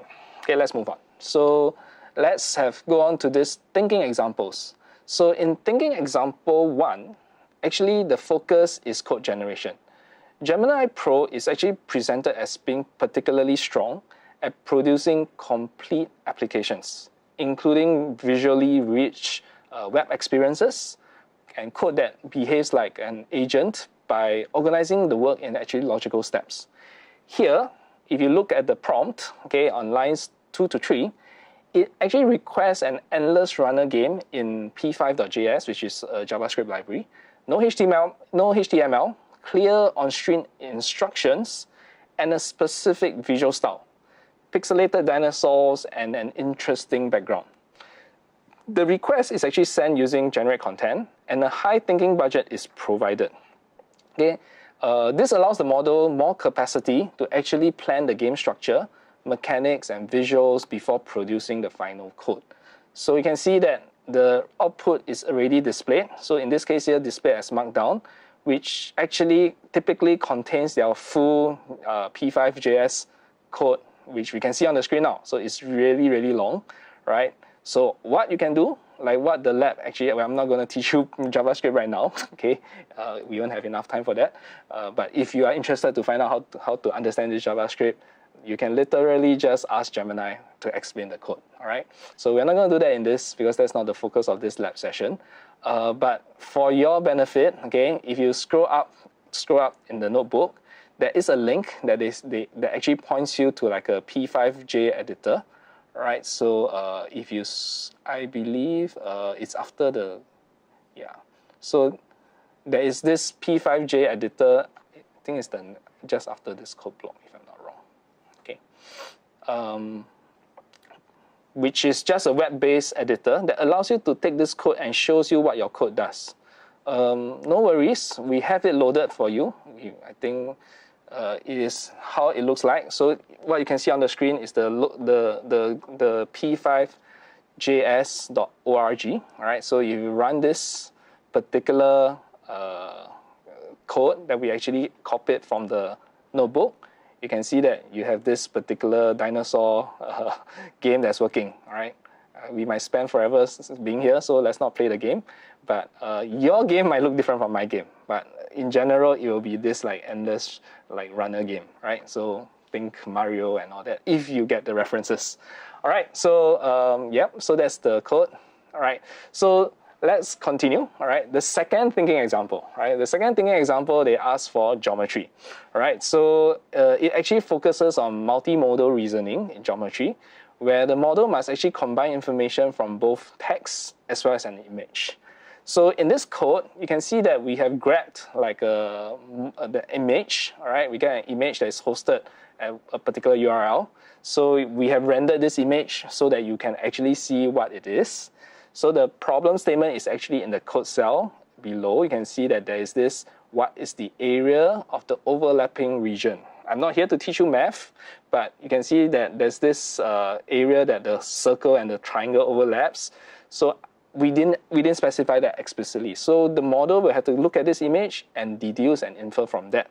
So the idea is that multimodal models can interpret visual elements, angles, labels, shapes, and actually integrate them with a written question to perform the reasoning needed to solve the problem.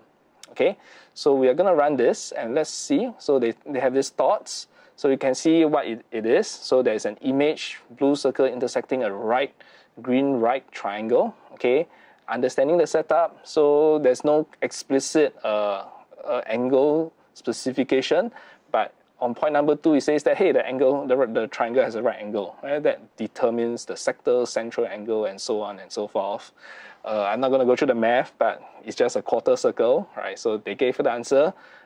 Doing some simple math, I think is correct, okay? Pi r squared over 4, right? So pi 3 squared over 4, yeah, exactly. So they give you an exact answer. So that's pretty amazing, right? Because if you have done math before, you know that sometimes these things are mostly approximated, all right? Okay, so that's the second thinking example, all right? So it gives you the reasoning, the answers that you want. The third example is an interesting one, okay?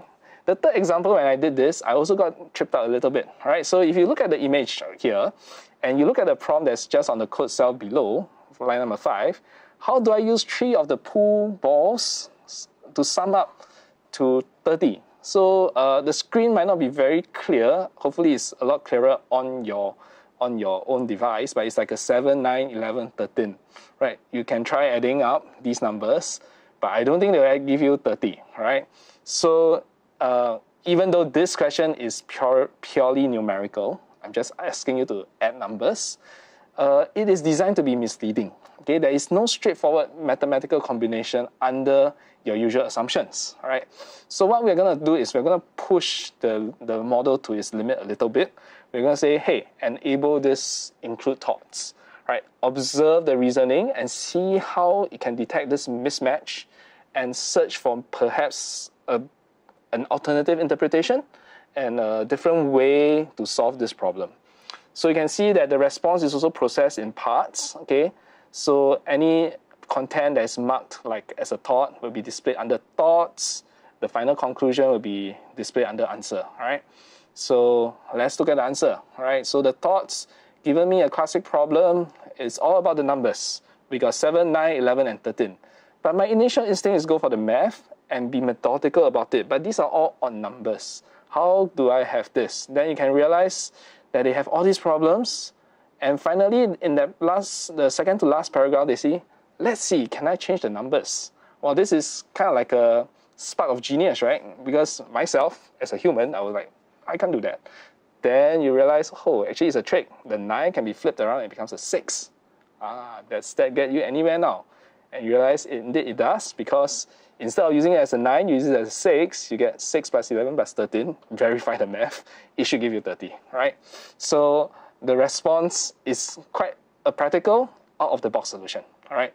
So this actually is what these thinking models are like, right? So you can actually configure and can try to push it to the limit.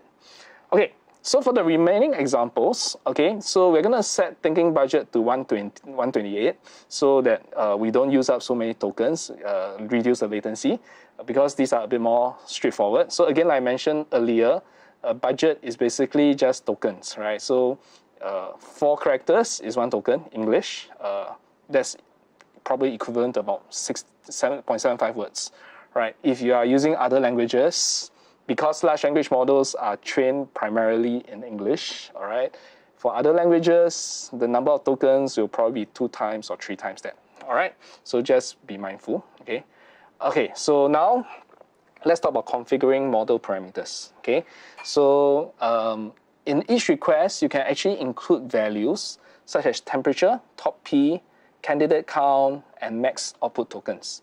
When you adjust these parameters, it will change the style, the creativity, and the length of the model's output. In this particular example, okay, we are going to use a rather playful prompt. Tell me how the internet works, but pretend that I'm a puppy who only understands squeaky toys, right? So that's the playful prompt we have. So we see that you have a higher temperature value. So temperature actually is about the random sampling. So higher just allows you to have a more creative and varied language. Top P is basically, again, top probability. Is again a control of how you sample from the different word choices that the large language model generates. The candidate count token just means that how many responses. In this case, 1 means I just want 1 response to be generated by the model. And finally, the max output token limit, or rather max output tokens, will limit the length of the output. So in this configuration, you can also see that there's a thinking config. Okay, so this thinking config actually was configured all the way at the start, but it's basically how you manage the internal reasoning of the model. Again, we have this display as markdown. Okay, so let's look at the response. Okay, so yes, clearly it won't be all woof woof woof, otherwise no one can understand this, but it tries. Gemini tries replying to you as a puppy, as woof woof, all right? But then you can see the squeaky toy sending a squeak. So this is the internet explained to a dog, all right? So read through that. Okay, I'm not gonna go through every single line, okay, but again, your response might be different from mine. It should probably be different from mine because we have set our temperatures to be really high. Okay, so the next section, okay, if you need to catch up, okay, just take a breather, all right? We are talking about system instructions. I'm going through this like really fast because we have like 50 minutes. So if you find that you want more time to explore the lab environment on your own, you have 1.5 hours, okay? It's just that I want to go through everything as much as I can, okay? So the next section here is actually setting system instructions, okay? So system instructions are like cardinal rules or like primitives or things or instructions that governs how your model behaves, changes or defines the model persona, or setting constraints for an entire conversation. So here, in this particular section, this example, I am going to make Gemini a language translator. So here you see that you are a helpful language translator. Your mission is to simply translate text in English to Spanish. All right? So when you actually include this in your config, every response will actually follow these instructions. So the prompt that I like bagels will get translated to Spanish. So system instructions are incredibly powerful, okay, because they help you build very specialized applications. For example, customer service bots, coding assistants, and so on. All right. These models will stay in character, and this is all driven by the system prompt. So at this point here, okay, I think Natasha ran into some errors. Okay, this is actually expected because we are running a huge, massive online session right now, live. So you can see client error, but I want, Natasha, maybe you scroll down all the way to the end. So let me explain what this is. So you can see that this is a 429 error, which is resource exhaustion.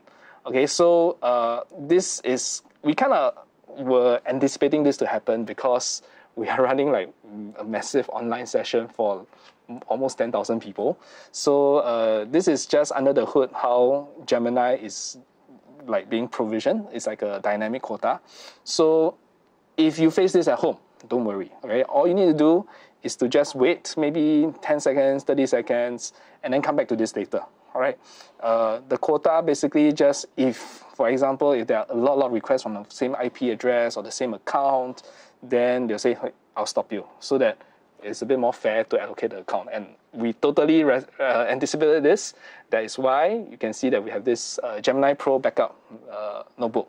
So you see, in our own time, we actually created this without the stress of a live session with 10,000 people. And we are able to execute all the cells without changing any code. So I rest assured that you'll be able to do this at home on your own. But I want to just go through the instructions. Okay, I just want to run through the output. So at this point in time, if you were like, panting, struggling to catch up, take a breather, just listen to the live session and see what the code output is. All right?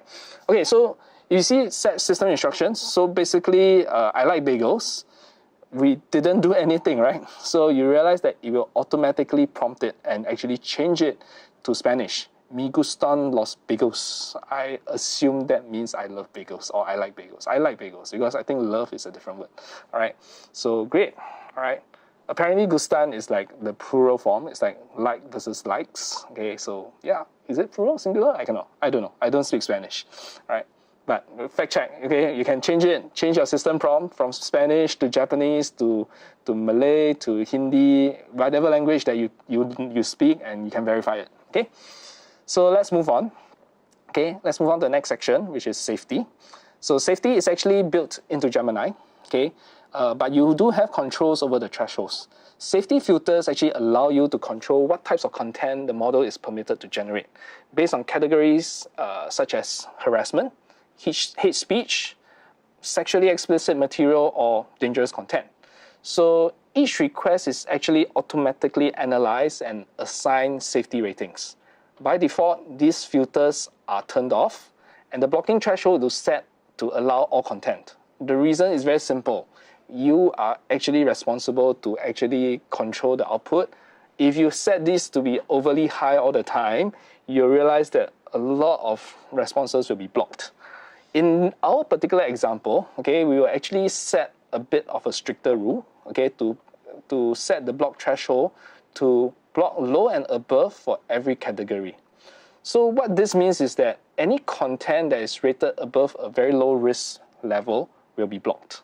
So if content is blocked, the response.text will actually be none, and the finished reason will simply be safety. All right. So this notebook shows you, like across the various lines, how you can actually set the different thresholds.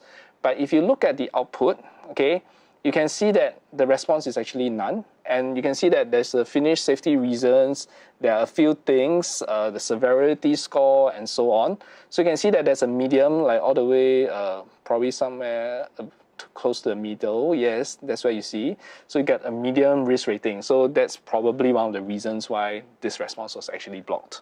Okay, but just remember, in production, when you have blocked responses, please handle them gracefully, right? So please handle them gracefully.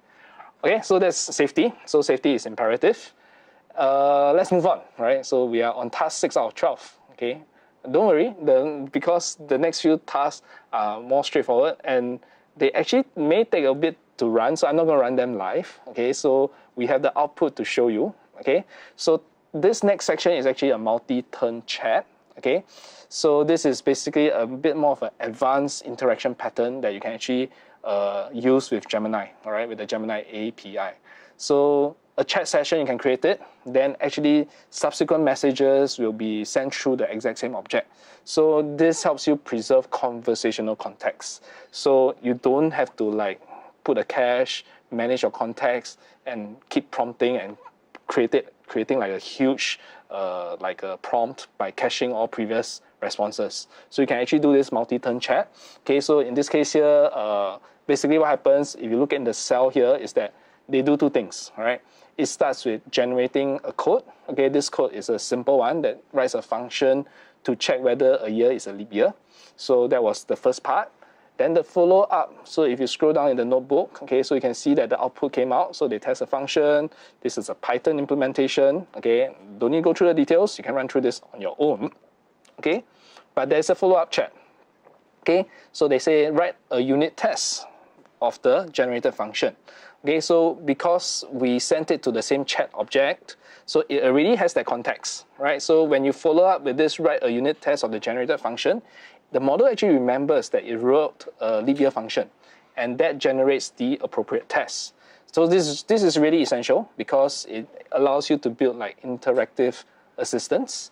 You can see the response there. So you can see the function is being that you already previously generated, and the unit test that was generated to test this, and it is very comprehensive.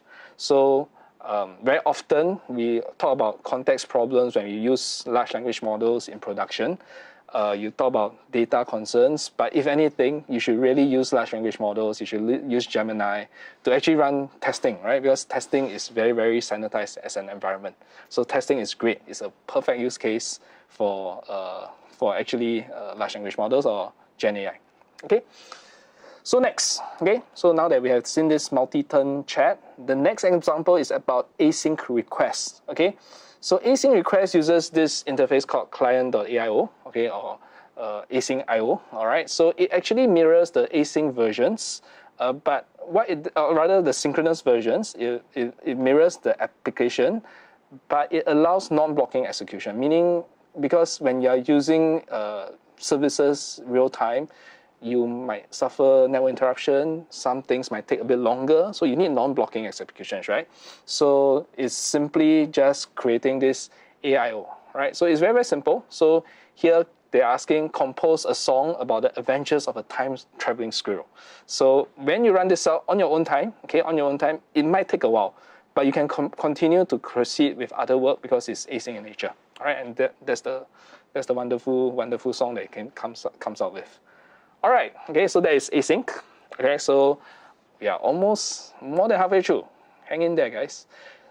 Next section, okay, the next section actually highlights multimodal capabilities. And this is where Gemini really truly shines.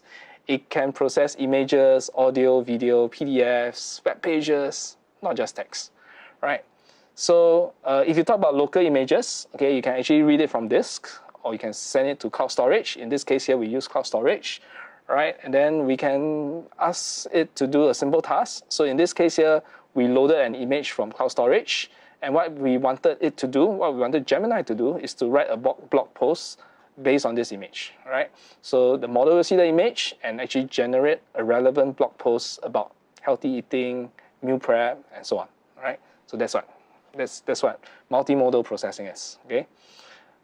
Okay, so the next thing here, okay, documents stored in Google Cloud Storage can also be provided. Okay, so it allows models to like summarize research papers, technical reports. So in this particular code block, to use PDFs, we can actually just use the part from URI with a cloud storage. Okay, so use this part library so that you can specify the syntactics of this input. All right, and if you went through this, actually this is the very world famous, very seminal paper called Attention is All You Need, right? I'm sure most of you here will have actually read this paper. Or at least heard about it. Okay, this is the paper that made it all happen, right? Made it all possible, right? So Gemini actually can summarize the whole entire research report documents, right? So talk about like the coder encoder, multi-head attention, self-attention, and so on and so forth on position encodings. I think by now you should have heard this to no end, right? Because it's so popular. All right. So let's move on. Okay, so you have also seen this multimodal, right? So there's also audio, all right? Audio files from public URLs can be summarized, analyzed with timestamping. You can send YouTube URLs. It analyzes the video content and can tell you exactly what happens at specific timestamps. If you have used like, for example, Google Meets recently, you also know that there's automatic summaries and all. This is all video analysis, right? So you can do that, but even if you have no issues with resource exhaustion, this will take a while because it literally runs through the whole content that is actually being passed. So just be mindful. So all these things are more async in nature, all right? So that is the video content. Okay, so the particular video content is some KubeCon podcasts, all right? And then you have a video URL. So this video URL, if you see, oh, it's like Harry Potter, right? Because the prompt actually kind of alludes to the fact that at what point in the video is Harry Potter shown, right? So we didn't give it context, but it is enough for it to actually analyze and tell you, hey, exactly characters from Harry Potter is shown at the 57-second mark. Go verify this on your own. This is something that easily verified. Click on the YouTube link, go to the 52nd mark. Okay, so it's Harry Potter there. All right, okay. So next section. Okay, next section. Okay, so basically here we can see that you have this URL. Okay, so we can also send these URLs and allow it to actually analyze. So in this case here, we are sending a text HTML file.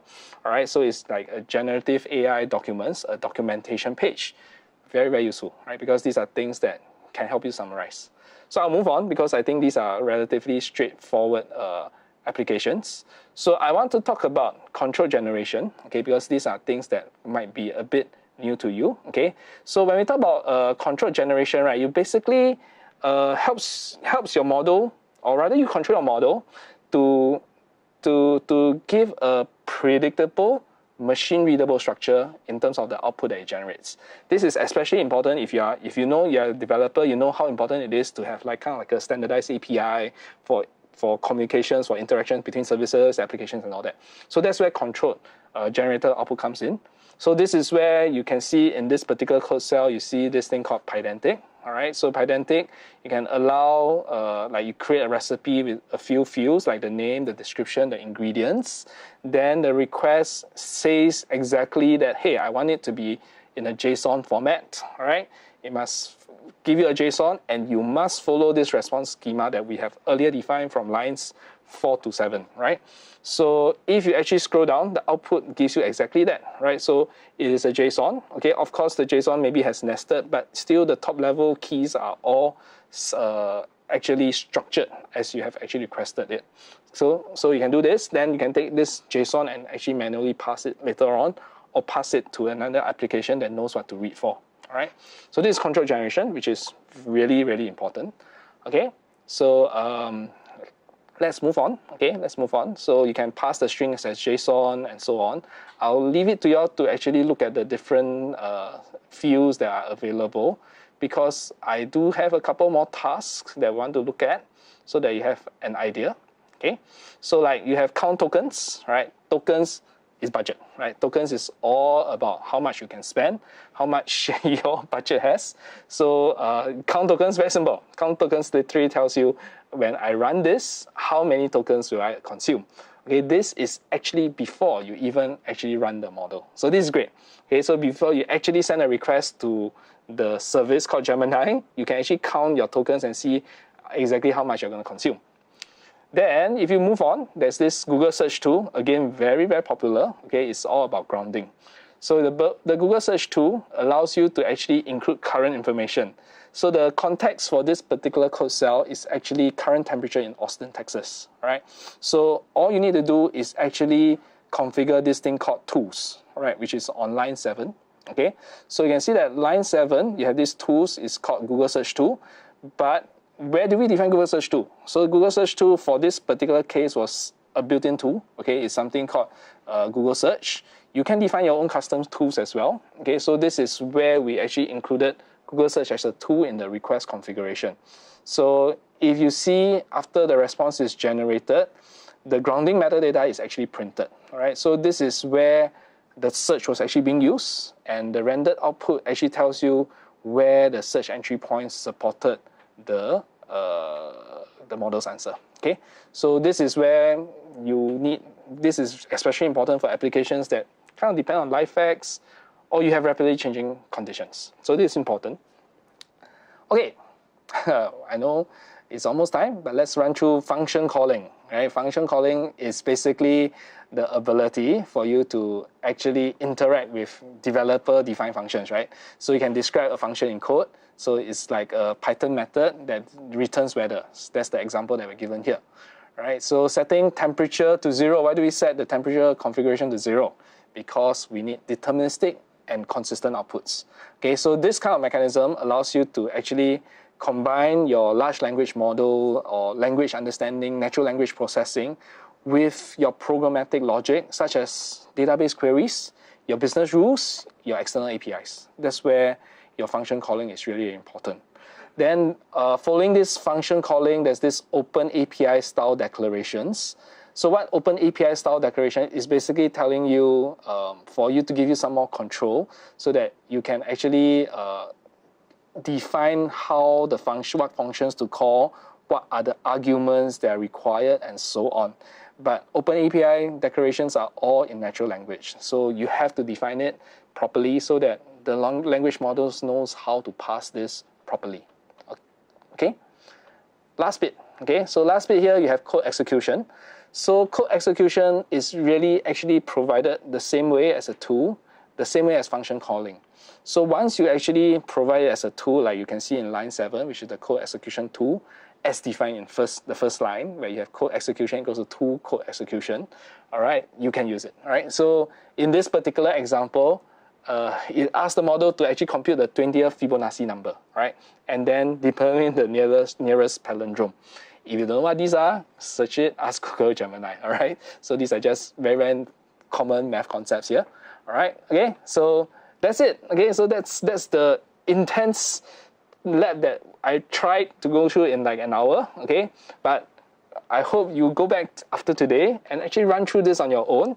So just do a quick recap of what we did so far, all right? So we have like done a lot of tags. We went through some of the customizing some of the model behavior, maintaining context, multimodal capabilities, structuring your output responses, and also like function calling, tool calling. These are all essential building blocks for your production AI applications.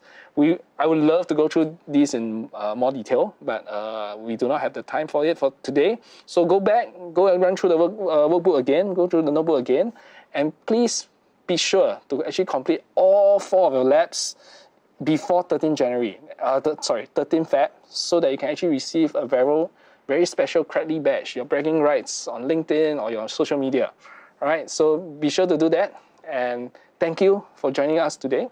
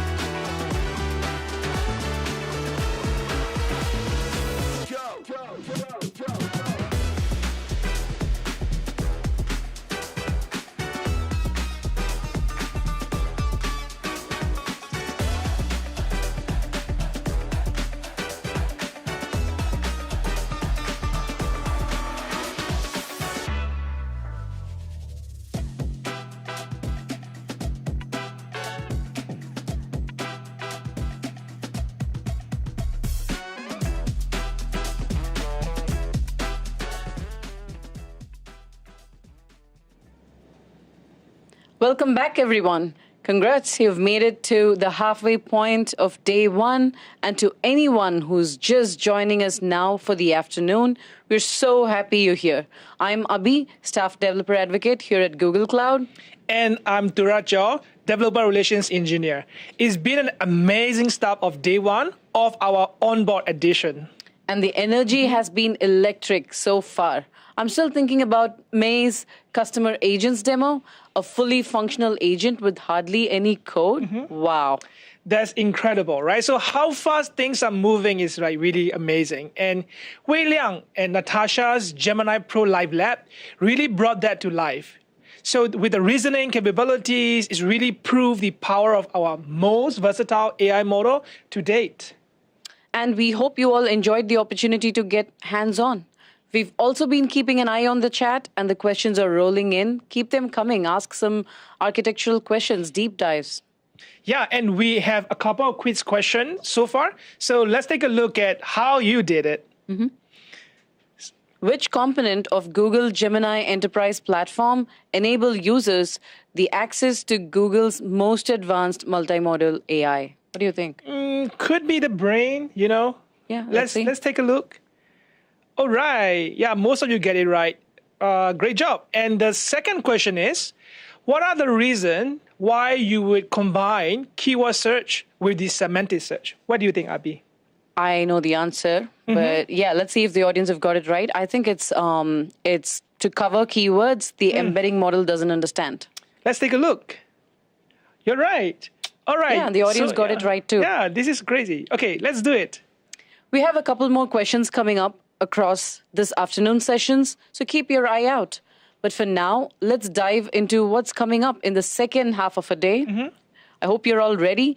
We've set the stage with the agent ecosystem, but now it's time to get down to business. That's right. So the first half is about designing the agent, but for this afternoon, it's all about deploying it. So we will start with the essential developer tools, and then the infrastructure you need to actually run this workload.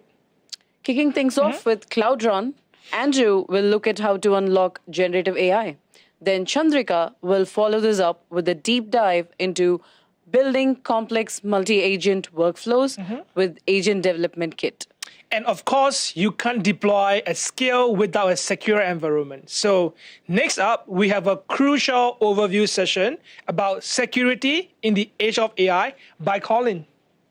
That's awesome. For those of you itching to code, get your dual monitors ready. We have a live lab focused specifically on remote agents with ADK and the agent-to-agent SDK, which is A2A. And our expert instructor for this one is our very own, drumroll, Tuya. Yeah, it's going to be the fun one, but an important reminder, if you want to join me but haven't set up your special lab classroom access in explore.quillette.com, you can scan this QR code that you see on the screen right now. Then you are able to hit the ground running when the session starts. So you have just a few minutes to do this, so you do it now, right? And just remember to use the exact same email address that we used to register for the Cloud Technical Series event. And if you need any extra direction, any help, check out this participant guide that is available for you in the resources tab at the top of your screen. Awesome. Can't wait. And finally, stick around until the very end because we're wrapping up day one with a highly anticipated Ask the Experts session. We are still taking questions in this chat, so make it meaningful, make it count for you. And if anything comes across to your mind this afternoon, feel free to drop them in there. Yeah, so for now, we will take a quick break to let you stretch, grab a coffee, and reset your brain. If you have any extra time, you might also want to check out this additional learning opportunity that we have included for you during the break time. So one of these is if you want to be the first to join our brand new initiative, Gemini Enterprise Agent Ready, formerly known as GEAR, and more. But don't worry, we will also chat about this in the next step at the end of the day as well. We'd appreciate also if you could let us know what you thought of the Onboard program from here within the platform itself. We truly take all your feedback to heart and use it to build even better learning experiences for you. Okay, so that's it for now. We will see you back here in about 5 minutes. Let's start deploying.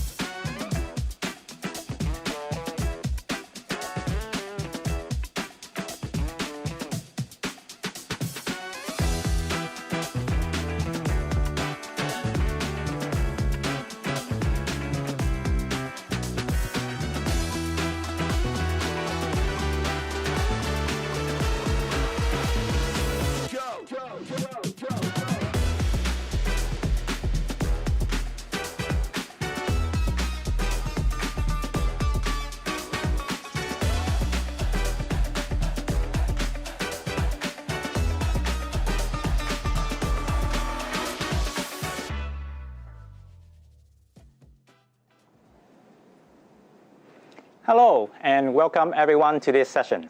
My name is Andrew Dole, the technical lead from the application modernization team from Google.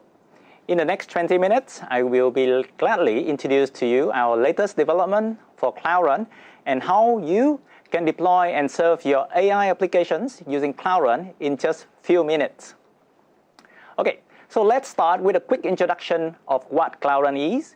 And probably the best way is to position Cloud Run among family of other services that Google Cloud provides to our customers for an end-to-end development lifecycle of an AI application, from ideation to data preparation to development, deployment, running of your applications, and even day two operations. So zooming to these services that help you to run your applications, Cloud Run is one of the popular options, such as Compute Engine, or GCA, or Container Platform, or GKE in short. So these services enable you to deploy and run your AI application in a scalable and secure manner. A deeper look into Cloud Run.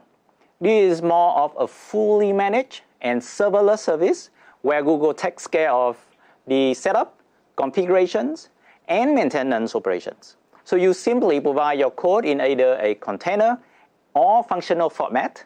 We will then run your application and then scale the needed resources according to the demand of your applications. So why should you use Cloud Run? As a fully managed and serverless platform, Cloud Run takes care of most of the operational tasks for you. So you can just focus your precious resources on your code, the actual differentiator for your business, and less on the infrastructure, which has become the level field for all competitors.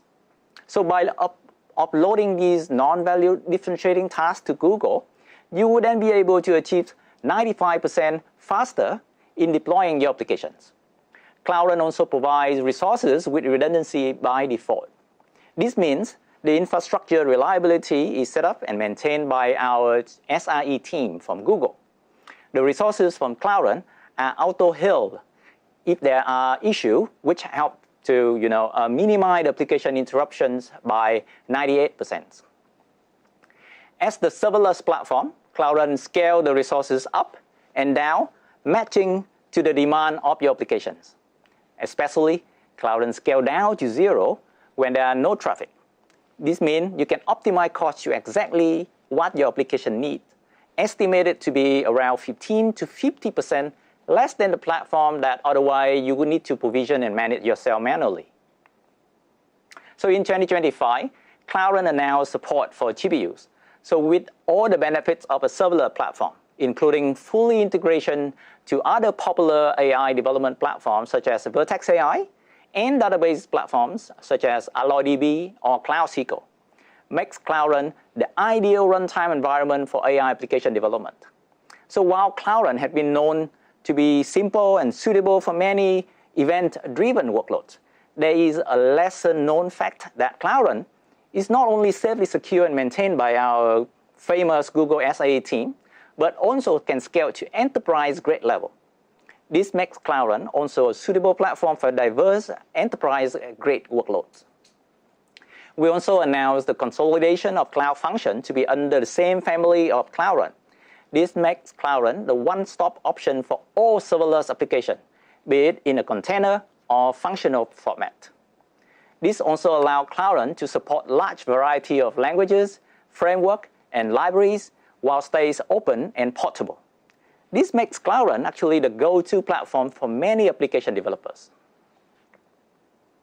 So with the design philosophy of being open, Cloud Run allows you to run a large variety of AI applications, be it the model that you develop yourself, or an open source model, or the model that you have just fine-tuned from a foundational model. So Cloud Run provides multiple approaches for you to download and make these models ready for your application to load and serve.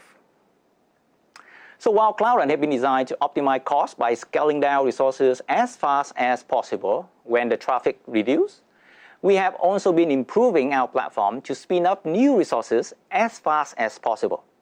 So our benchmark tests show that Cloud Run scaled from 0 to an instance with GPU and needed drivers installed in 5 seconds. This is crucially important to keep the customer experience in high quality. As a developer-centric platform, the ability to spin up resources quicker makes Cloud Run a very friendly platform for quick experiments, which has been a key for successful AI applications. Comparing to other container platforms, which may take up to 20 minutes to provision, Cloud Run can do the same in minutes. This makes rapid tests possible and improve the development productivity by multi-folds. So in this session, let's explore practical reference architecture that our customers are using Cloud Run for their AI applications. And you can follow the same best practices for your own applications. We'll be looking at two commonly used design patterns for serving AI application on Cloud Run. On the first pattern, Cloud Run will be used as an entry point service for all requests. Cloud Run then routes the request to the backend LLM models hosted outside of Cloud Run. Popular options for these backends can be either on Vertex AI or Cheeky, or basically any reachable endpoints of your application elsewhere. This pattern provides the abstraction of the backend, provide you the flexibility to switch between different platforms for the backend if needed. On the second popular pattern, Cloud Run is used for both serving as an entry point and hosting the application itself with the new GPU support. In this pattern, you will be able to utilize the unique support of Cloud Run, a serverless container platform, for AI application utilizing GPU today. This pattern provides the simplest architecture where both components are hosted by Cloud Run, providing the benefit from flexibility, control, and cost optimization end-to-end. So, given Cloud Run with the GPU support, this actually opened the possibility for you to build and run a variety of AI applications. Let's explore popular use cases that our customers are building. First is real-time multimodal inference. So for example, imagine you want to run a chatbot application for your end users, but at the same time, they want to generate images using text prompts. So your chatbot should be able to support both text and image generation. You can also use Cloud Run to deploy AI agents. Take an example where you want to run an IT support agent or customer service agent to autonomously answer your users' questions. Cloud Run GPU service can also be used for non-AI compute-intensive workloads, such as media serving for your videos, audio, or image files, or even 3D rendering for game development. If you are looking on the slide, on the right-hand side, you will see Cloud Run jobs. This will not be covered today. However, at a very high level, for use cases where you need resources for a longer periods of time, such as a small-scale model fine-tuning, training, or batch inference, or simply accelerating background tasks, Cloud Run jobs offer a simple and cost-effective option for these use cases. So now, let's deep dive into a use case which is the talk of 2025 and will continue being the focus of our customer in 2026, AI agents. So among other options, Cloud Run provides the simplest and cost-effective option to host your AI agents. Cloud Run can host a scalable and reliable serving and orchestration layer. And at the same time, it can integrate with multiple needed backend services, such as the core AI model, which can be either Gemini API or the model endpoints from Vertex, Cheeky, or Cloud Run itself. Cloud Run also supports integrating with the needed memory store, vector database such as Cloud SQL or AlloyDB, and any other required tools to develop your AI agent. Cloud Run also supports LangGraph and Agent Development Kit, or ADK in short, which are popular solutions to develop AI agent applications. So along with simple operations, Cloud Run with NVIDIA GPU also offers strong performance. We keep our infrastructure latency to a minimum so that you can get the best performance while serving your models. The table on the slide show cold start times for multiple models with the Ollama framework. ranging from 11 to 35 seconds. This measures the time to start an instance from zero, load the model in the GPU, and for the model to return its first word. So, being the serverless and fully managed service offering, Cloud Run makes it absolutely simple for you to deploy your applications. It adds a couple of clicks on the console and a single checkbox to enable GPU support, or through the programmatic approach, such as the YAML file or the gcloud command on the terminal. So, in the next sections, let's have a quick look at a customer right from this APAC region who has been successfully utilizing Cloud Run for their AI application. With Cloud Run GPU support, Vivo had been able to experiment multiple AI applications with quick iterations, with multiple models and multiple deployments within a day, allowing Vivo to quickly identify the application that works best for their customers. Vivo gains the greatest benefit of Cloud Run in reducing the operational and maintenance costs, which allow the team to focus more on the application itself. The ability to scale fast and scale to the great enterprise level improve the performance and reliability of the application, enabling Vivo to expand their business overseas efficiently. In the next section, let's see Cloud AI application in action through two demos.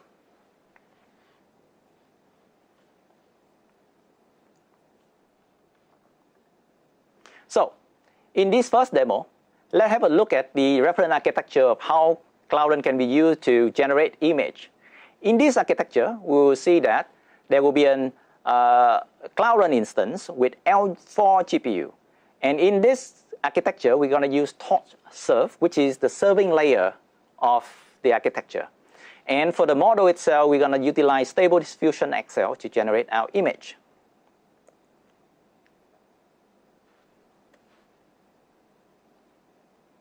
All right, so let's have a look at what are needed to build our application running on Cloud Run. First thing, because this is a Python application, so we're going to have a requirements text file. And in this requirement text file, we are having the necessary libraries, especially if we are looking at the transformers and the diffuser, which are basically the models that we're going to use to generate our image. We're going to also include the libraries so that we can interact with cloud storage to save our image after it's being generated, and also the necessary library to interact with NVIDIA GPU. This config property file basically contains the parameter that required for our applications. For example, the port that the service will listening on, as well as other parameters defining the number of workers that is going to be needed for our model. Moving forward, this is basically a very standard Docker file to generate the container image. In this, you will be able to see that we have a section to download the model, and then we also archive the model into our cloud storage, basically copying over the property file and also the Python code that we're going to go to in just a little bit. This is basically the logic of the applications, right? Our Python code. In this Python code, we basically receive the text prompt, and then we transfer that and then feed that into the models to generate the image. In the logic to generate the image, there are actually two main steps. First step is going through an API, which is a pipeline to generate the first image, the draw image. And then we're going to utilize the second API, which is a refiner, to actually fine-tune, refine the image that was generated in the previous step. So very simple. After we generate and refine the image, we're going to return the image back to the caller.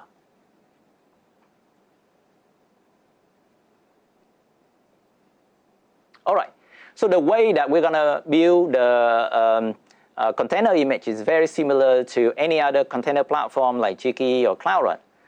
We're going to utilize the build command to generate the image, and then we can just run the deploy command to deploy our image to Cloud Run. To speed up the time for us in this session, I already have the service deployed and is running at the moment and ready to serve our request. And if you paying attention to the below panel, you will see that we just specify the variable service URL to the service that we just deployed. And then we prepare a prompt text with that we want to generate an image of a dog running in the park. And then we can measure the time for the service to actually generate the image. And in this demo, you will see that it took 16 seconds for the image to be generated. And after the image generated, we'll be able to verify it. It actually saved into cloud storage itself. And you see, we have the image of the dog running in the park exactly to matching with our request text prompt. In the next demo, I want to demonstrate to you the ability for Cloud Run to scale. This, as I mentioned in the previous slide, the less known fact, right? So in this case, we're gonna scale the number of clients from 0 to 100, and we're gonna observe how Cloud Run actually scale the needed resources, in this case, GPU instances. So if you are paying attention to the middle of the screen, you will see that while the number of load generator client increase, the number of GPU instances also increase accordingly to ensure that we have enough resources to serve the request. Also pay attention to the middle screen where we show the number of images generated per second, as well as the latency for each image to be generated. As you can see, while the number of clients increase, the number of GPU instances increase, we also increase the number of images can be generated in a second. And at the same time, the generation latency also start to go down. This means we will be able to provide more resources to generate more image per second, but at the same time, improve the performance by reducing the latency to generate an image. So in just a little bit, you will be able to see that in around 4 minutes, we would be able to increase the number of instances from 0 to over 100.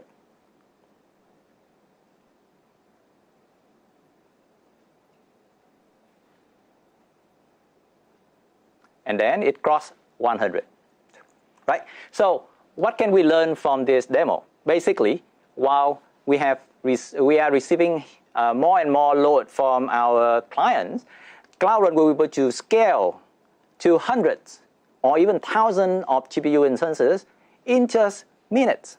It may take other platform a good 20 minutes to just provision one VM, right? Or the one cluster. And at the same time, the number of images per second and the latency metrics are also improved.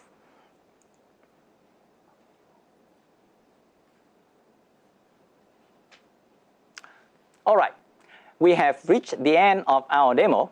We also have additional resources that can help you to build and deploy your application quickly and efficiently on Cloud Run. So please scan the QR code below to find those links in the detail. So that's our quick introduction to Cloud Run, and with the support of GPU, Cloud Run provides the developer-centric platform for you to quickly deploy and run your AI application in just a few minutes. I hope you have learned a few new things from these sessions, and we are looking forward to your feedback to continue to improve our content to be better. Until we meet again, thank you and have a great day.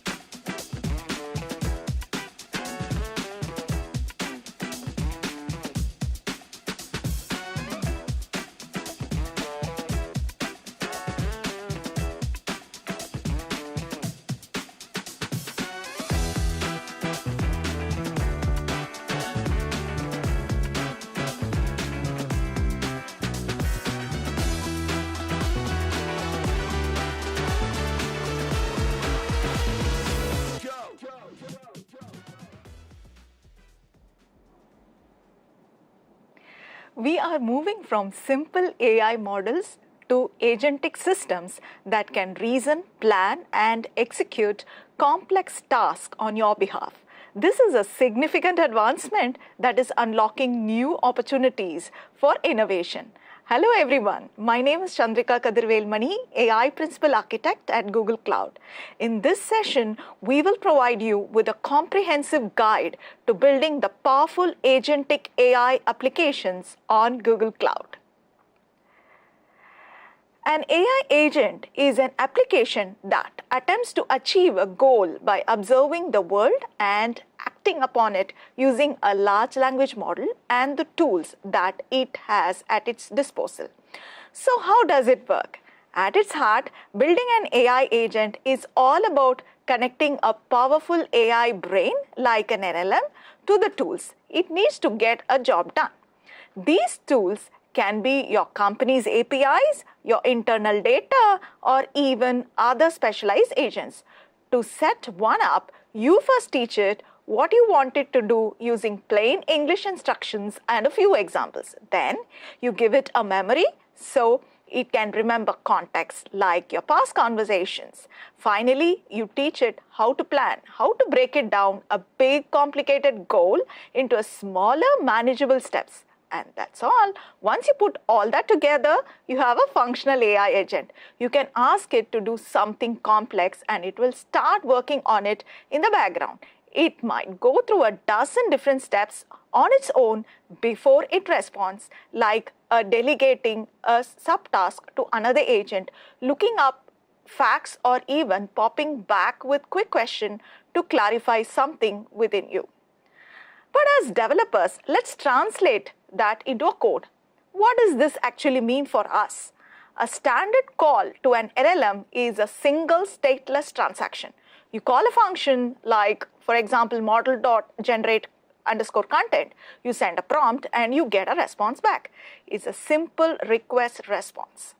An agent in terms of code is fundamentally a loop built on top of that API call. It's not just any loop, it's a reasoning loop.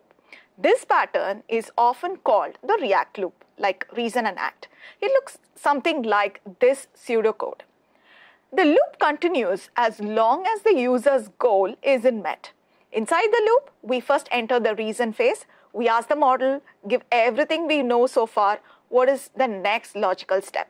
The model might respond with a final answer, or it might respond with a request to call one of our tools, like a function to look up a stock price, for example. This brings us to the act phase. Our code checks the model's output. If it's a tool call, we pause, execute our own Python functions, take the result, and add it to our context or state. Then the loop repeats, sending that new information back to the LLM for the next reasoning step. So here's the key takeaway for the developers. The LLM is the brain, but the agent is the loop. It is the orchestration code that turns the LLM's reasoning into a series of actions. Now, looking at the loop, you might be tempted to just write it yourself. But as you build, you hit the same hard problems everyone hits. You have to manage state and memory. You have to write fragile code to pass the model's output to see if you want to call a tool. You have to figure out how to orchestrate workflows when agents need to talk to each other. And you end up writing the same boilerplate plumbing code over and over again. This is the exact problem a framework is meant to solve. And that's where the ADK, the Agent Development Kit, comes in. The ADK is an open source framework that designed specifically to handle the complexity of that reasoning loop for you. It provides the structure and tooling to manage state, handle tool calls, and orchestrate agent collaboration, letting you focus on the unique logic of your application, not the plumbing. It gives you the building blocks to create agents that are capable, autonomous, and even work together. When you start building with LLMs, you have several options for how to approach it, each with different level of abstraction. At the lowest level, you have the DIY approach using direct REST API calls to the models. This gives you maximum control, but requires you to handle everything yourself. Moving up, you have low-level LLM framework like the Google Gen AI SDK, which simplify the process of calling different models. They come the low-level orchestration framework like LangChain, which help you chain those calls together into simple workflows. The agent development kit sits at the level 3, providing a true agent framework. It handles not just the calls and orchestration, but also the more complex agentic capabilities like the state management, planning, and multi-agent collaboration. ADK is designed to give you the power of high-level framework while keeping the development process transparent and manageable. Once we deploy, we need to give access to the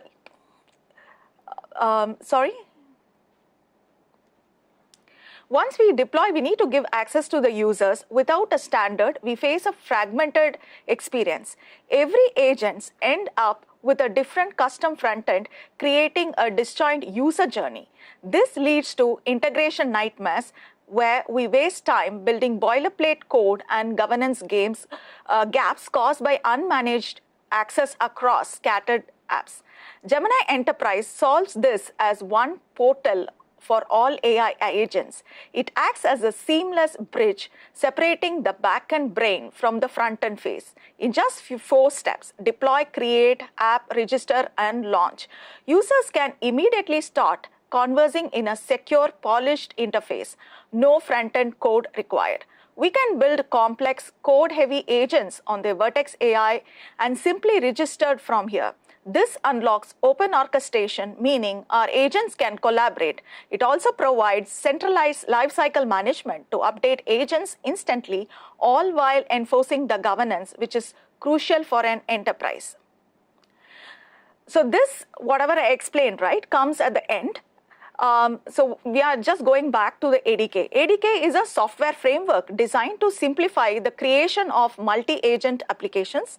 So the Dev UI provides a graphical interface for developers to build, test, and debug the agent. The tools allows you to easily connect your agent to thousands of tools, APIs, and data sources. It allows you to combine deterministic logic with the Gen AI capabilities. This ensures your agent is reliable, testable, and safe, and is very important in an enterprise context where you may need to be 100% sure that you get predictable outcomes. So it is model agnostic, supports any generative model, and it is optimized for Gemini as the default. And you can use it for a wide range of use cases, including not only your typical chatbot type solution, but also agents that perform tasks in the background, and also multi-modal agents that use streaming audio or video. Let's get into the code concepts. The core of ADK is the base agent class. We provide 3 primary categories of agents you will work with.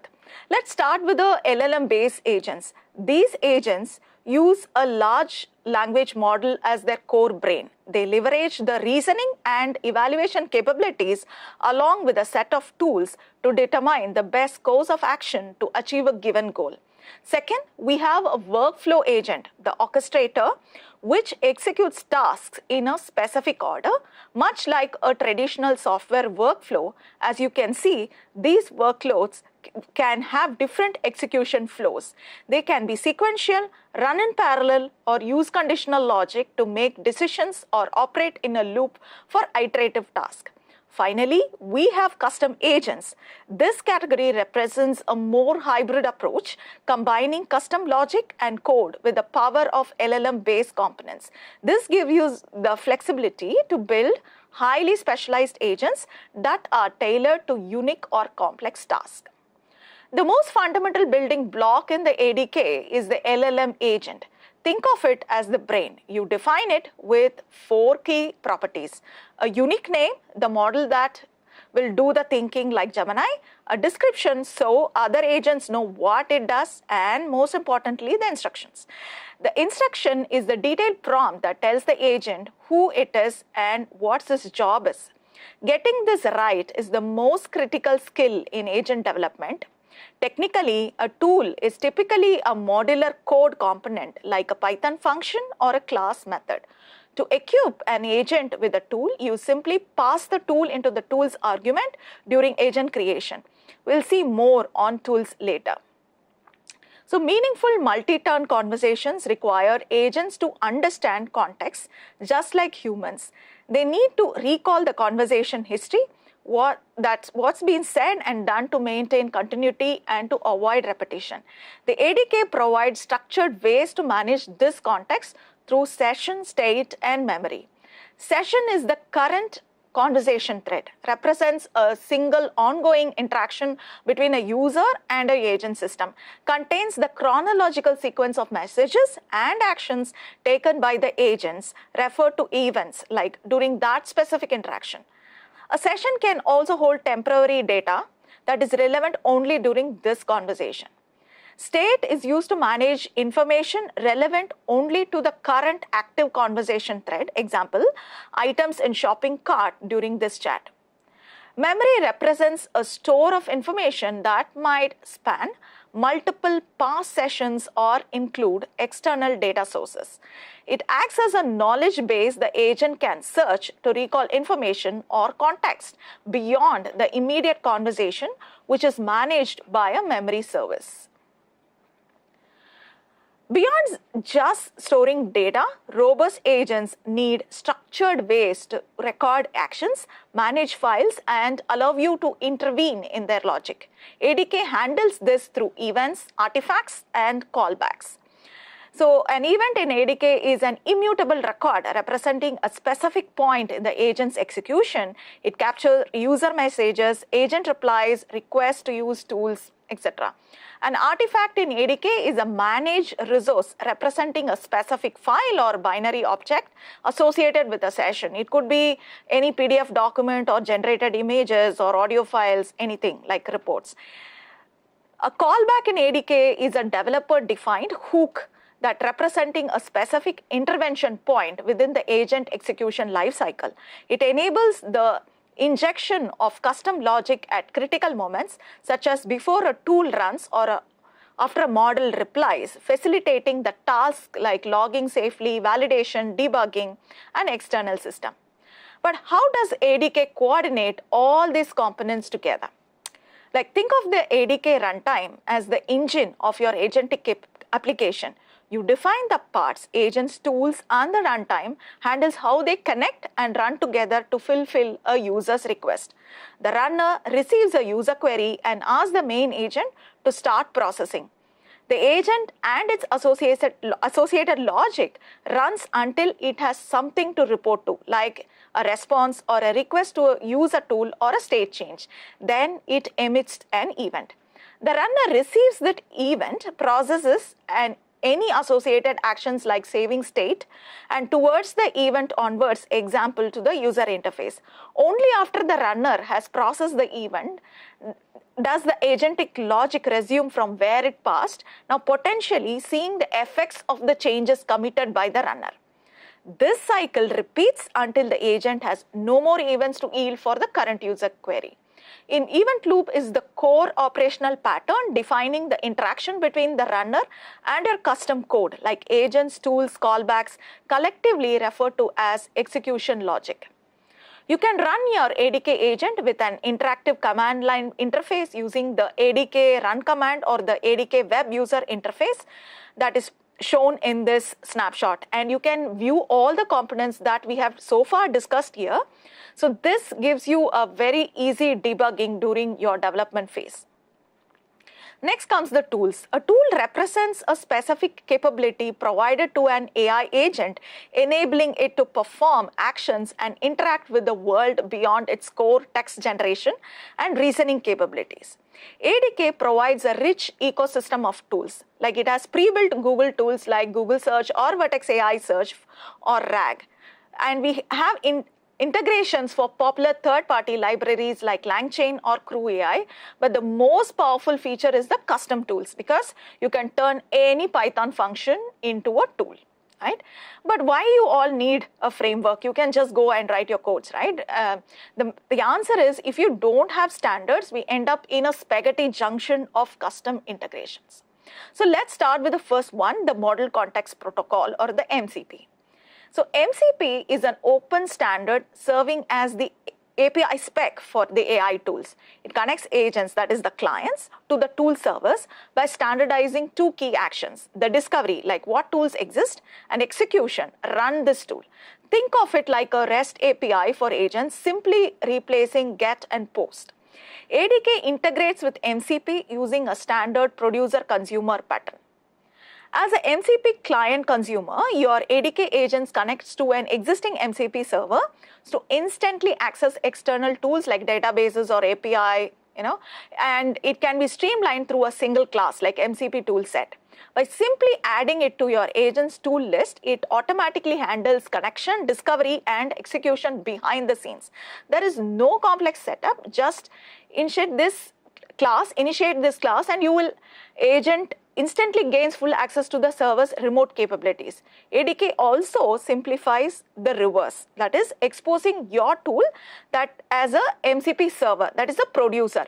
You define your logic using standard function tools and ADK utilities and automatically translate them for the MCP server. This setup acts as a bridge, seamlessly converting incoming MCP requests into native ADK tool executions.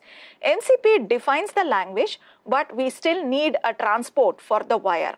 There are two primary connection methods. The first path is the standard IO. That is, this is for your local development. It runs the server as a sub-process, but it doesn't scale, right? So for production, you have to use the HTTP network, which is the standard, and your agents connects to a standalone service via URL. This provides high scalability. So next, we have seen the power of MCP, but if agents can simply expose their skills as tools, you might ask why we need a specific protocol for them. The answer lies in a critical distinction: agents are not tools. So let's look at why it matters. Agent interactions are fundamentally different because they are unbounded and conversational, allowing for back and forth clarification and autonomous background work. This is where the A2A protocol comes in as the open standard for agent collaboration by using agent cards for discovery and standard web protocols like HTTP for communication. It enables independently built agents to find each other and delegate tasks and coordinate effectively on complex goals. So how the life cycle of an A2A interaction happens, right? The flow moves from left to right, starting with the user interacting with a client, which sends a request to agent A. Agent A then connects to agent B, which is the remote agent. A critical concept here is that the client and remote agent are just roles, not fixed identities. The system is designed for collaboration. For example, if agent B needs extra data to fulfill a request, it can switch roles and act as a client to call a third agent. But before any interaction happens, we need discovery. This is handled by the agent card, essentially the agent's digital business card.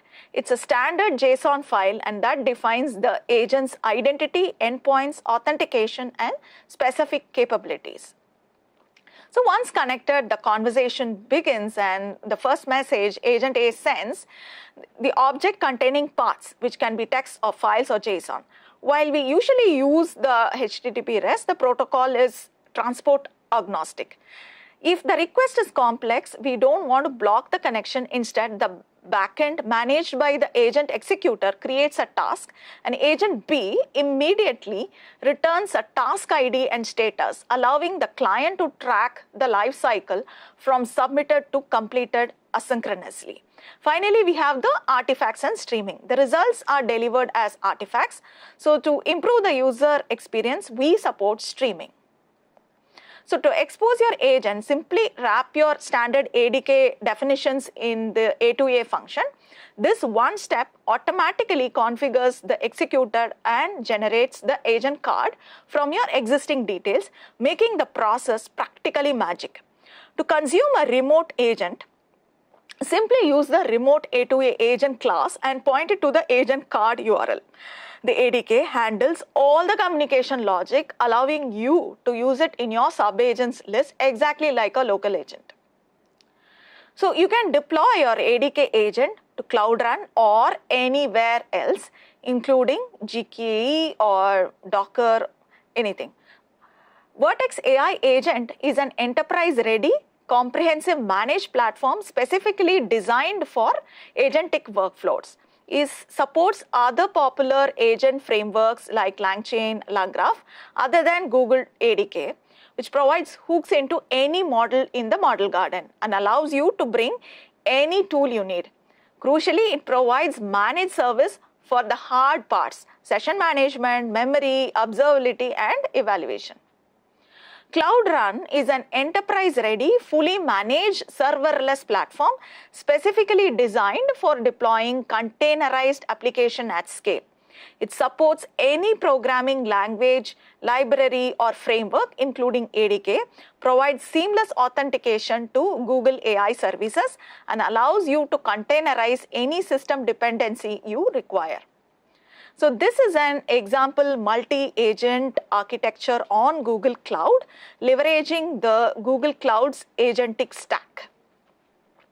To summarize, we have discussed the Google Cloud's agentic stack covering ADK, MCP, A2A, Vertex AI agent engine for deployment, and the Gemini interface to give a common governed UI interface for all your agents. Right?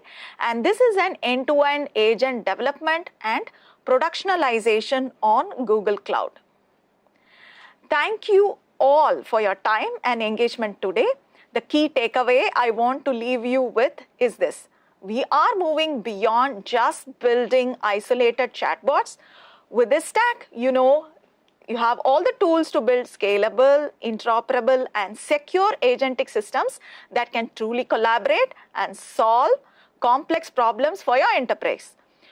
I hope you feel equipped to start building your own agents, and we love to hear about what you plan to build next. Thank you.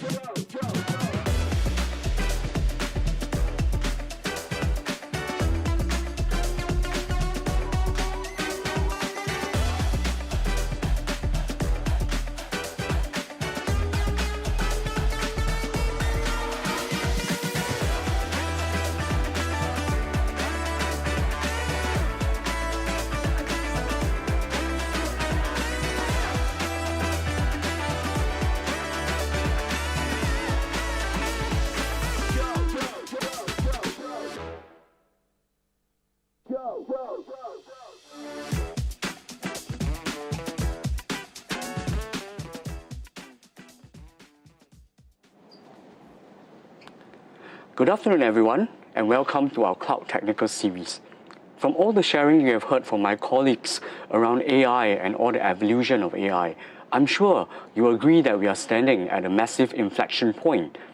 AI is no longer just a feature, it's becoming the operating system of modern enterprises.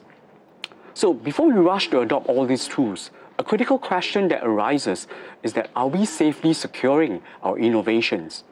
I'm Colin Low, and I'm a strategic architect at Google. Today, I'm going to walk you through how we can secure our AI lifecycle without hitting the brakes on our innovation progress and empower your organization to leverage AI with confidence. AI is actually at the heart of all this transformation. 92% of organizations are currently evolving all their IT operations to adopt a modern platforms and technology. Whether you are streamlining your operations for efficiency or chasing after innovation to boost your productivity, the destination is all the same. We're all building towards an AI-ready foundation. All these innovations are all about driving sustained competitive advantage, capturing your new market opportunities, and accelerate your data-driven decisions. Among all this excitement, there is also concerns about what new risks are being introduced. Current landscape is fragmented, we all know that. There are complex security setups, tools inefficiencies, and also a lack of talent and expertise. These complexities are what you are challenged with, and is also the enemy of security. And in the age of AI, fragmentation doesn't just slow you down. In fact, it leaves you exposed. So, how do we keep innovation and transformation secure without introducing new and unknown business risks because of AI adoption?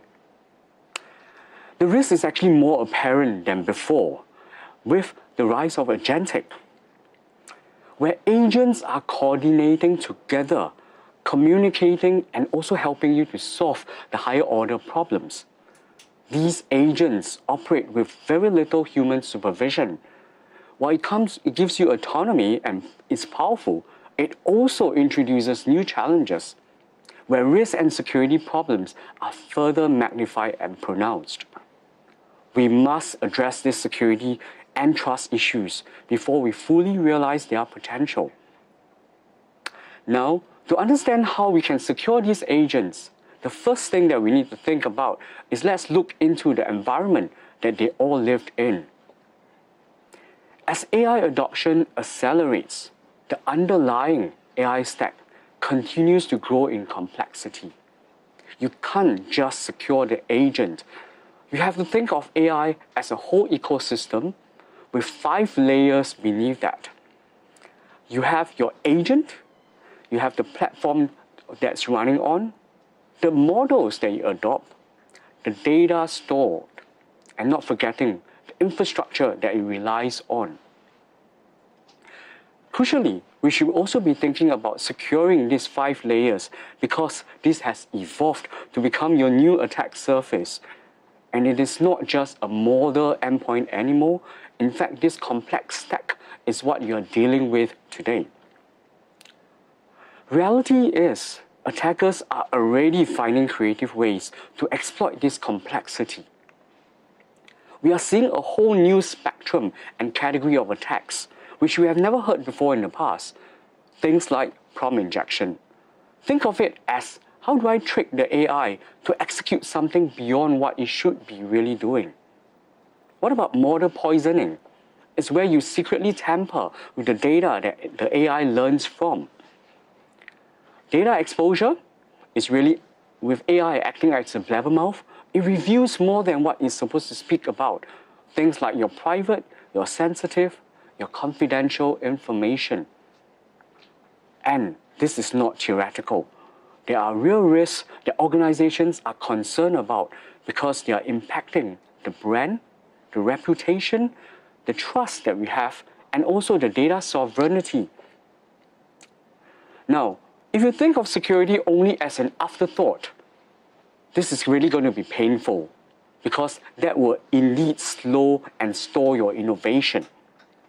Imagine the rollbacks you have to do because of a failure with your innovation. The decline in trust and confidence that cascades down with it. But if you do adopt an ecosystem that has security in mind, where security is baked in, is embedded by default, and by design, it makes it seamless to adopt security. This helps to become a true enabler of growth for businesses, reducing the friction behind it, and accelerate your digital transformation, and more importantly, your go-to-market. In Google, we built a unified and integrated experience with our Security Command Center, SCC in short. Think of it as a seatbelt for your cloud. It is the foundational security capability for Google Cloud. And if you're running any of the Google Cloud today without Security Command Center, you're actually missing a critical layer of protection, because the controls are built right to the fabric of Google Cloud to help you manage your cloud risks. Among all, SCC does many things. And one of those things that we're going to talk today is really about protecting your AI workloads. Primarily, looking at three different things. Number one, how do you discover where it gives you total visibility of all your AI assets? How do you manage the threats and vulnerabilities in real time? And how do you secure where you safeguard the models and data at runtime? So now, let us break down and starting with visibility. Because you really cannot secure whatever you cannot see. That's the first problem that we are trying to solve with discovery. Security Command Center automatically discovers all your AI assets, be it your agent, your models, your data set across your environment. It builds an inventory that you can exactly see what developers are spinning up and down. That helps you to eliminate any shadow AI issues and risk by giving you a single pane of glass for your entire AI estate. But it goes a lot deeper. We can really scan for multi-cloud data assets to identify your personally identifiable information, your PII, and sensitive data. We will tell you this model is tuned to this specific data set which contains this sensitive financial information. And why is that so important? Because the lineage is critical when it comes to compliance. Now that you know where are all your assets sitting, let's understand the associated risk that is being identified. Within SCC, Security Command Center, there is a part that's called a capability that's called toxic combinations. If I put it in layman term, it means, example, if I leave your front door unlocked and I've decided to post on my social media saying that I'm on vacation, and you start leaving expensive jewelry or money on the table. Each of these might be risky, but they are manageable. But what if they all happen together? It creates a perfect storm that guarantees you a break-in. That's exactly what SCC is looking at.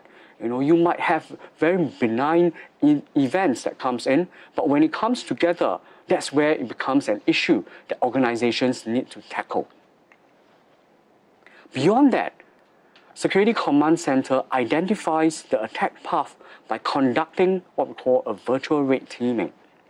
It constantly tests and stress tests your AI model to make sure that it doesn't get tricked, to reach out to critical assets and your sensitive data. It gives your team the first-hand information so that you are able to fix all these open doors before attackers can find them. Security Command Center further discover for all the hidden risk and vulnerabilities within your organization before you even go live. Now that we have done with discovery and management, all these are all about posture. What happens if your app is already live? This is where the runtime security comes in. And one of our most exciting innovations from Google Cloud is called Model Armor. Think of it as your firewall to your large language model, LLMs. It sits in the flow of traffic that inspects both the user prompt and the model response. And it eliminates the risk that we earlier spoke about. Things like your prompt injection, your model poisoning. In fact, because of SCC, you can even turn on filters that filter out hate speeches or toxic content. For business leaders, it really helps prevent data loss. So, it stops your fine-tuning of model from hallucinating and leaking of PII information in the response. And for developers and architects on the call, I would like to emphasize the flexibility. So Model Armor isn't just about Gemini. There's a flexible layer that you can protect any model on any cloud. Whether you're calling out OpenAI on Azure, Llama on AWS, or Gemini on Vertex, Model Armor sanitizes all that traffic for you. It allows you to also create what we call a consistent security policy across your entire multi-cloud AI stack through AI posture controls. So you can define what secure looks like. As an example, you can create a rule that says any data that is used for AI training that's in my cloud storage must be encrypted. You might be wondering why. The reality is, in the real world, things change too fast. A developer might accidentally turn off a firewall, or maybe make a private data set public to test something really quickly. SCC, Security Command Center, constantly watches your environment. You can actually see what is changing, the rules that is drifting, and it informs you immediately so you are able to apply the fixes as soon as you can. Finally, we layer on top the best threat intelligence from our Mandiant. So with this integration of Mandiant frontline intelligence onto the platform, Security Command Center can detect for any anomalous behavior that indicates an AI-specific attack. Things like your model theft, your data poisoning. It's really looking at what Mandiant sees in the wild and part of our incident response work. It allows your security operations team to detect and respond to threats that's against your AI workload in real time.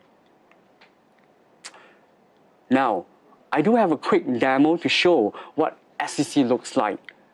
It really captures the inventory that we spoke about, providing you your foundational model and data sets. It gives you a risk view, providing your attack path. And for models that you have and decide to turn on Model Armor, how do you apply and mitigate the risk by applying policies like responsible AI? And finally, any kind of anomalous behavior, our intelligence from Mandiant will actually inform you of these.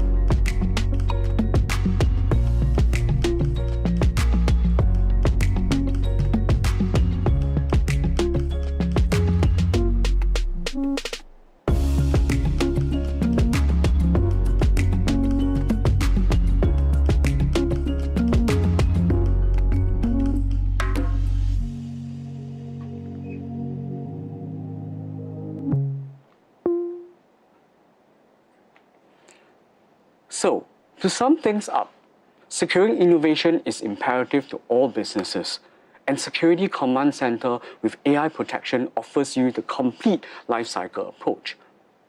How do you identify assets and data lineage to our discovery? How do you manage your vulnerabilities and toxic combinations? And apply real-time protection to secure your AI innovation with Model Armor and Mandiant Threat Intelligence. We are helping you to build not just a smart AI, but also a safe AI. It unlocks the confidence across all your various teams. Google has also published some of our security best practices on securing AI, the same way that we secure our own. These are all documented and shared publicly. One of them that I want to point you to is our Google Safe AI framework, which you can actually download through this QR code and this link on the page.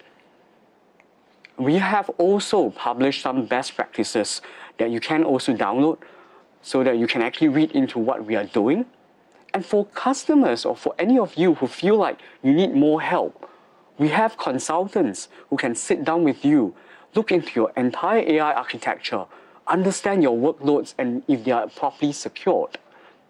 For those who are already very confident, you can really test it by engaging Mandiant to do our red teaming exercises. It gives you an unvarnished truth of your entire AI setup. Last but not least, for any of you who is looking to use AI in your security operations, we've done that many times and we'll be happy to guide you on that journey. And with that, I thank you for your time. So let's go build the future securely. Thank you.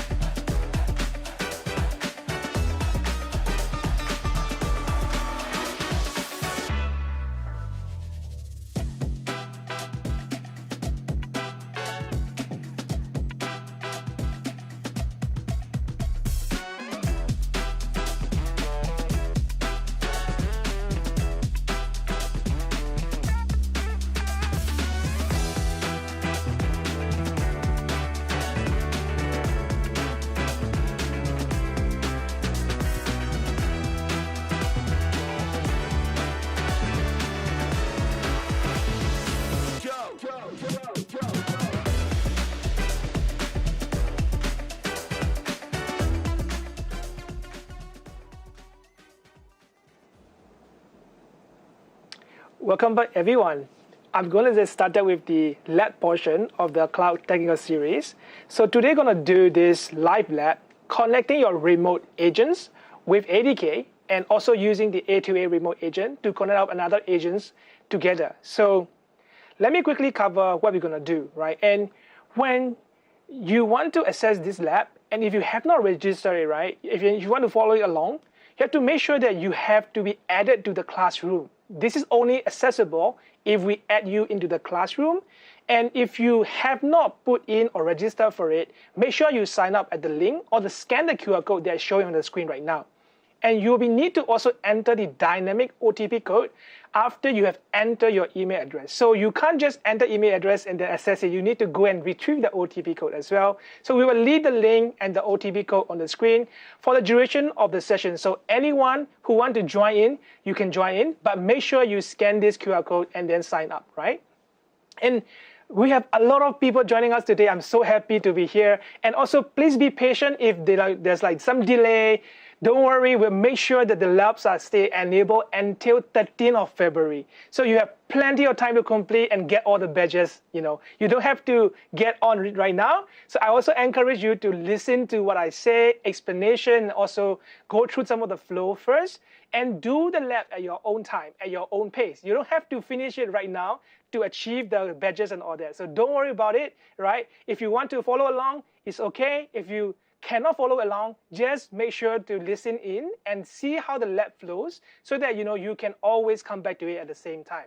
And of course, the lab will be recorded, so you can also come back to the same page after a few days to refresh your memories and then follow along if you want to. So don't rush, okay? It's okay. We are at the back end trying to fix all these issues that you're probably going to face. So make sure you sign up for it, get the OTP code, and we are ready to go.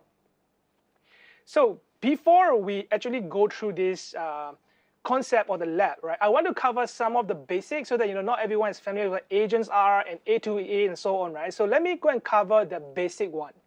So the first one, what's agent, right? So think of agent as this one unit that contains large language model. You have tools and also the orchestration part. Comparing the analogy, right? Let's say if you are creating artificial intelligence, you probably need to have a brain, which is the generative AI model, which is large language model, could be Gemini model, could be Gemma model, any model that you kind of like want to use.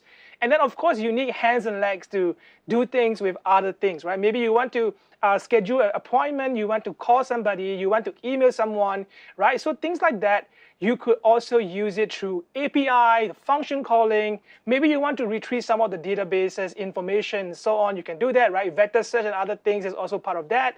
And maybe sometime you might also want to delegate your task to another agent. So this is where you could also use it with the tools, right? So now you have the brain, you have hands and legs to do things, but you need a body to house them all together. So this is where the orchestration piece come in.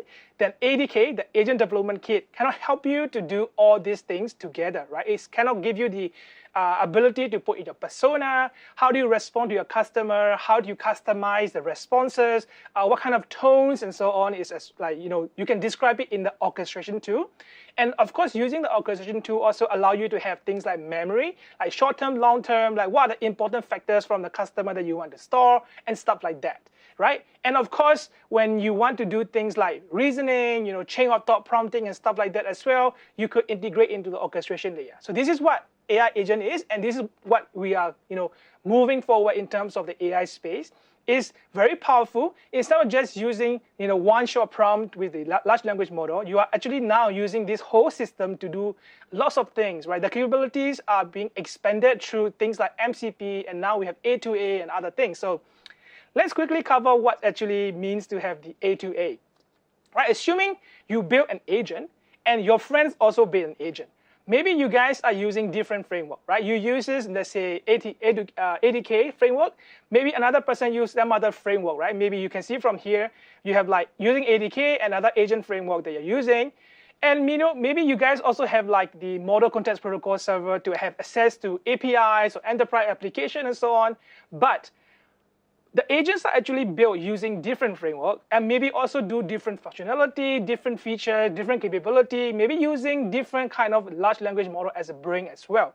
So how do I make sure that those two agents can talk to each other? is by using something called A2A protocol. So A2A protocol is also open source, backed by Google. So we cannot have like a way for you to communicate your capabilities, your authentication process, what are the functions and skills that you have from different agents altogether. Something similar to like a changing name card, right? So when you go to a networking event, you want people to know that who you are, of course, your name, right? How they can reach out to you, maybe email address, maybe what do you do, like your job titles, or maybe some of the skills, some of the website that you do, right? If you're like a creative person, maybe you link your portfolio website there, something like that. So if you go deeper down into what does A2A things does, right, it's like this, right? You have this agent card. We actually now using JSON to do that. So you can see from here, like, what's the name of the agent and who is the provider of this agent? What's the input-output preferred, right? So nowadays we have a lot of multimodal models. So it can actually accept audio, videos, images, and so on, right? Not just text. But what if my agents can only process text, but my friend's agent can process images and video and audio, right? So I can definitely communicate my agent with my friend agent by only text, right? Because my agent has limitation in terms of processing the information in the text modality, right? So this is where you can do things like, okay, streaming, it means like, passing the data in a streaming bit format, not just one-shot format, right? I can do things like push notification. What are the skills that I have? Maybe my skill 1 is to like book appointment. My skill 2 is to like cancel appointment, right? My skill 3 could be, something that maybe check the availability of the saloon or something like that, right? Of course, when you talk to some agent might be free for all, right? Maybe they are like reservation agents, so you can talk to them if you logged in or something like that. But if you are maybe more working with enterprise, you might have to have like authentication kind of things to make sure that not everyone can access, right? Like we just talked about security. So security is also one important aspect of making sure that your agents are not compromised by different malicious users, right? So this is like a background knowledge before we get started. And the lab itself is going to do something like this, right? Assuming you have this construction company that needs to kind of like create different slogans with like images and so on, and you have this agent which is help you to create things like illustrations, images, and so on, but you wanted to make it central so that different departments can just plug in using remote A2A tools or A2A protocol to generate things like maybe I want to generate it for my slides, I want to generate it for my promo campaign, I want to generate it for different aspects of things that require graphics. They will then talk to this central illustration agent. Illustration agents will then generate the image and pass it back to the other agent, right? So you don't have to have like, all these different departments. Like in this case, there are like 6 of them, right? So not all 6 or 7 of them needs to have illustration agent built in their own department. They could have one that is housing on, let's say, Cloud Run. And once everything is being hosted in like a central location, they could just use the remote A2A protocol to be able to communicate and get the things that they need, right? So then you also need a team to only focus on maintaining the illustration agent so that whenever they have some issue, you can only go back to the same place, right? This is what we're going to do. We're going to have 2 agents, slide content agent and illustration agent. The illustration agent will help to generate images whenever you connect. Like let's say I need it for the slide, right? Then it will just like talk to the illustration agent, delegate the task, get back the output. Okay, let's get into it, right? To get started, you kind of need to go into this specific instruction, right? So listen carefully, and then if you cannot catch up, it's okay. Take it slow, and you can also watch the recording later, but make sure you follow the step and you don't get lost, right? So the first thing first, you need to create an account if you have not already on the explore.quitlab.com. So once you create it, what's going to happen is it will actually bring you to this page that is similar to you if you're using something like a Cloudscape Boost or Google Scales or some other QuickLab account that you are used to. But this is actually a different platform. So you need to create an account even though you probably already created some other QuickLab account before, right?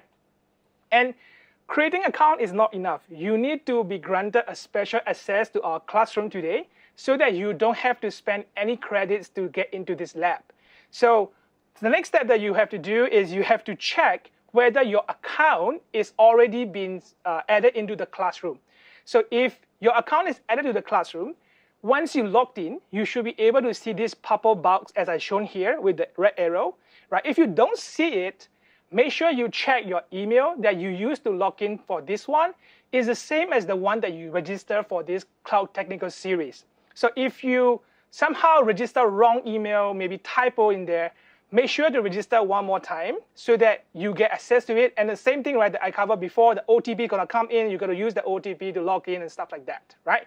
So don't rush. If you're having issues, you can also chat in our session in the comments to kind of figure out, and you can also reach out to our 24/7 help center at the corner, right? So if you go to the top, right, so probably around here, you can see there's a help button. Click it, they're like chat, help, like forum help and a comments and stuff like that. You can do that as well to make sure that you get access to this lab, right? So once you have access, however, you will see a couple of labs that we enable for you, right? There are 4 labs to this particular program, right? So you want to follow along, and you've already seen this. Click this connect to remote agent with the ADK, and then using the A2A SDK, right? So if you click this one, what's going to happen is going to pop up like this, right? To the right, you can see from here, this is the page you will see. If you already have access, if you already have account, you can access to the classroom, you're added to it, right? So all these steps, you're done, you will see this lab. And now, all you need to do is just click Start Lab, right? So once you click Start Lab, what it's going to do is going to procure the cloud environment for you, including creating things like buckets and some of the enablement of the API and stuff like that will be done backend. Be patient. It might take up to 1 or 2 minutes, maybe sometimes up to 5 minutes. So even if you can't get it right away, just be patient and wait for it. It will come in a bit. Okay. So once you have the running things all okay, you will see something like this where you will see like, hey, here's your student ID, here's your password, here's your Google Cloud project.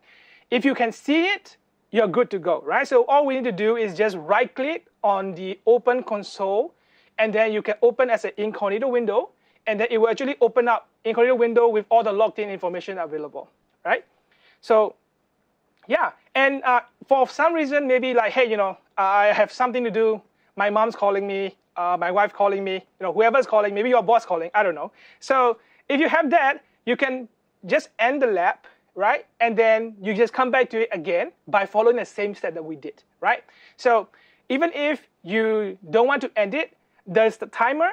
Once 1 hour is marked down, it's going to end by itself. So you can't save the process, unfortunately. So if you want to end it, just click on the end lab to end it. But of course, we want you to finish the whole thing first, right? That actually gives you some badges and so that, okay?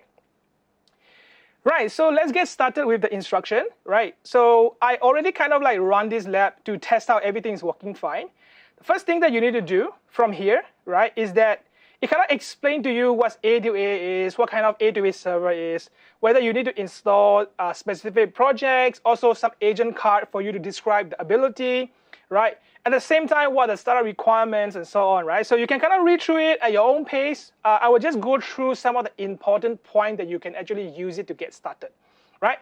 So the first thing, it asks you to open, incognito window, start the Google Cloud Console and so on. Once you have it, right, it actually tell you about your student ID and also your password. Do not share those information. It's for you, right? And of course, don't copy mine as well. So make sure you use your own one and then you logged in, right? So once you log in already, first thing, the task 1 is for you to install the ADK and set up your environment. So what you need to do is to click on the Cloud Shell Editor tab, right? So something like this, right? You will see some Cloud Shell Editor, right? So once the Cloud Shell Editor is been set up, right? Now I'm just like disconnected already, but what you need to do is just click on it and then type in this command, right? So Cloud Shell Workspace. Once you type that, you will be presented with the shell commands like this, right? I'm going to just reload it for a bit, right? So it will ask you to authorize. Let's click authorize, and then it will present you with the Cloud Shell Editor. The editor has a similar environments as IDE up top, right? So from the top, you will see some code, and from the bottom is where you see all your command that you need to type, right? So for some reason, if your connection get lost, just reconnect it. It will just reconnect it at the back end, right? And for some reason you get disconnected to your project, you could also find your project ID over here. So this is the ID. And all you need to type down is, let's say, gcloud config set project, then your project ID. It will then reconnect at the backend to your project, right? You can see it's connected. So how you know it's connected or not is through this yellow color text. So if the yellow color text is there, it's connected, right? So, and of course, once it's done, your instruction is to install the ADK and A2A SDK. Once you install, they will ask you to download some folder, right? So this one, you can only download it when you are starting the lab, right? If you don't start the lab, this instruction will actually tell you some of the information is not available, and you cannot download some random other people folder as well. So this is not public, so you have to then download it by yourself, right? After you've done it, once you have done all this, right, it will actually have this button of check my progress. You don't need to check whether you have all the process are being 100% correct. So then you have like, see, I earned the points to the lab itself, right? So you can always come back and see how many points you have. Now I have 100 to 100, right? If you cannot click this, for some reason it's giving you errors or not actually having, like you have not completed this task, and even though you have done it already, just give it like 2 minutes, refresh it, come back here again to check, right? So it should be quite straightforward to just click and done, because this is just to install ADK, right? Some people might be creative enough to go and create like a virtual environment and then install it. It might give some troubles in getting this setup environment. So if you are doing that kind of things, make sure you are following the instruction, because it's cannot detect the base environment and to see whether that the ADK and the SDK is being installed inside there, okay? So don't be creative and start creating virtual environment. This is gonna be kind of like a virtual by itself anyway, because this instance gonna get deleted for me in like 13 minutes, right? So don't worry about not having virtual environment, separate environment, and so on. Okay, now go down to exploring the ADK agent, right? So what's going to happen is we will just explore the code that we have here, right? So it cannot tell you to go and open up A2A. So this particular folder, we downloaded from here, right? So this is where we download it. We will download from the bucket. We will then unzip it. Then we will get a folder, right? So the folder looks like this. Let me actually close it up, right? This is the ADK and A2A folder. And you have something called illustration agent and then slide content agent. So illustration agent is responsible for creating graphics, right? So let me show you what the agent.py looks like over here, right? So first thing, of course, just load the environment and all that, but the first thing that you notice will be generate image function. So this function acts as a tools to the agent to generate the image as per illustrated request, right? So what it's gonna do, it will just like the prompt you can see, it just use the model, which is the image model. The image model now we are using Gemini 2.5 Flash image model. And then you just create image as the response modality. The aspect ratio is 1:1, which is a square one, right? And once you have it, it will actually have the bytes from the response. You will then use those bytes, store it into the cloud storage, and then return the link of that cloud storage. You see? Return the public URL. So in this agent, it doesn't return the image itself, it will return the link. So then you can click the link to find the image. I will show you the result in a bit, right? So the agent code is very simple. You have the ADK agent, right? And then you have the name of the agent, what model we use. We can use 2.5 Pro, 2.5 Flash, 2.5 Flash Lite. If you are adventurous, you can also try Gemini 3.0 Pro and Flash. They are still in preview right now, but you can try it. You can see the instruction here, right? So you are Illustrator using for the stadium maintenance company, right? You will see a block of text, could be company slogan, could be marketing campaign requirements and so on. The task is we are kind of like scoping this into company branding, right? So you can say we prefer the flat geometrics, corporate kind of style of art, and the palette for the brand is purples and green, right? So here is very important, right? So purples and green have like different shades, right? So then you need to provide accurate hash value, right? Or RGB or hash value so that the agent know exactly what type of purple is considered a brand purple, right? So Google has like 4 colors, right? It's, of course, not every blue is Google color, something like that, right? So then you have to consider the clever and charming approach. And you can incorporate some of the images like, lights, like a green field, popcorn, because this is a stadium company, right? And of course, maintenance images like toolboxes, overall, people wearing overall, and also some kind of sport themes like balls, caps, and gloves, right? So this is to show you that once you put in the brand requirement, the agent will actually adhere to those brand requirements and try to generate images based on that. Right, so this is how you can influence the way images are being generated using the image flash model, okay?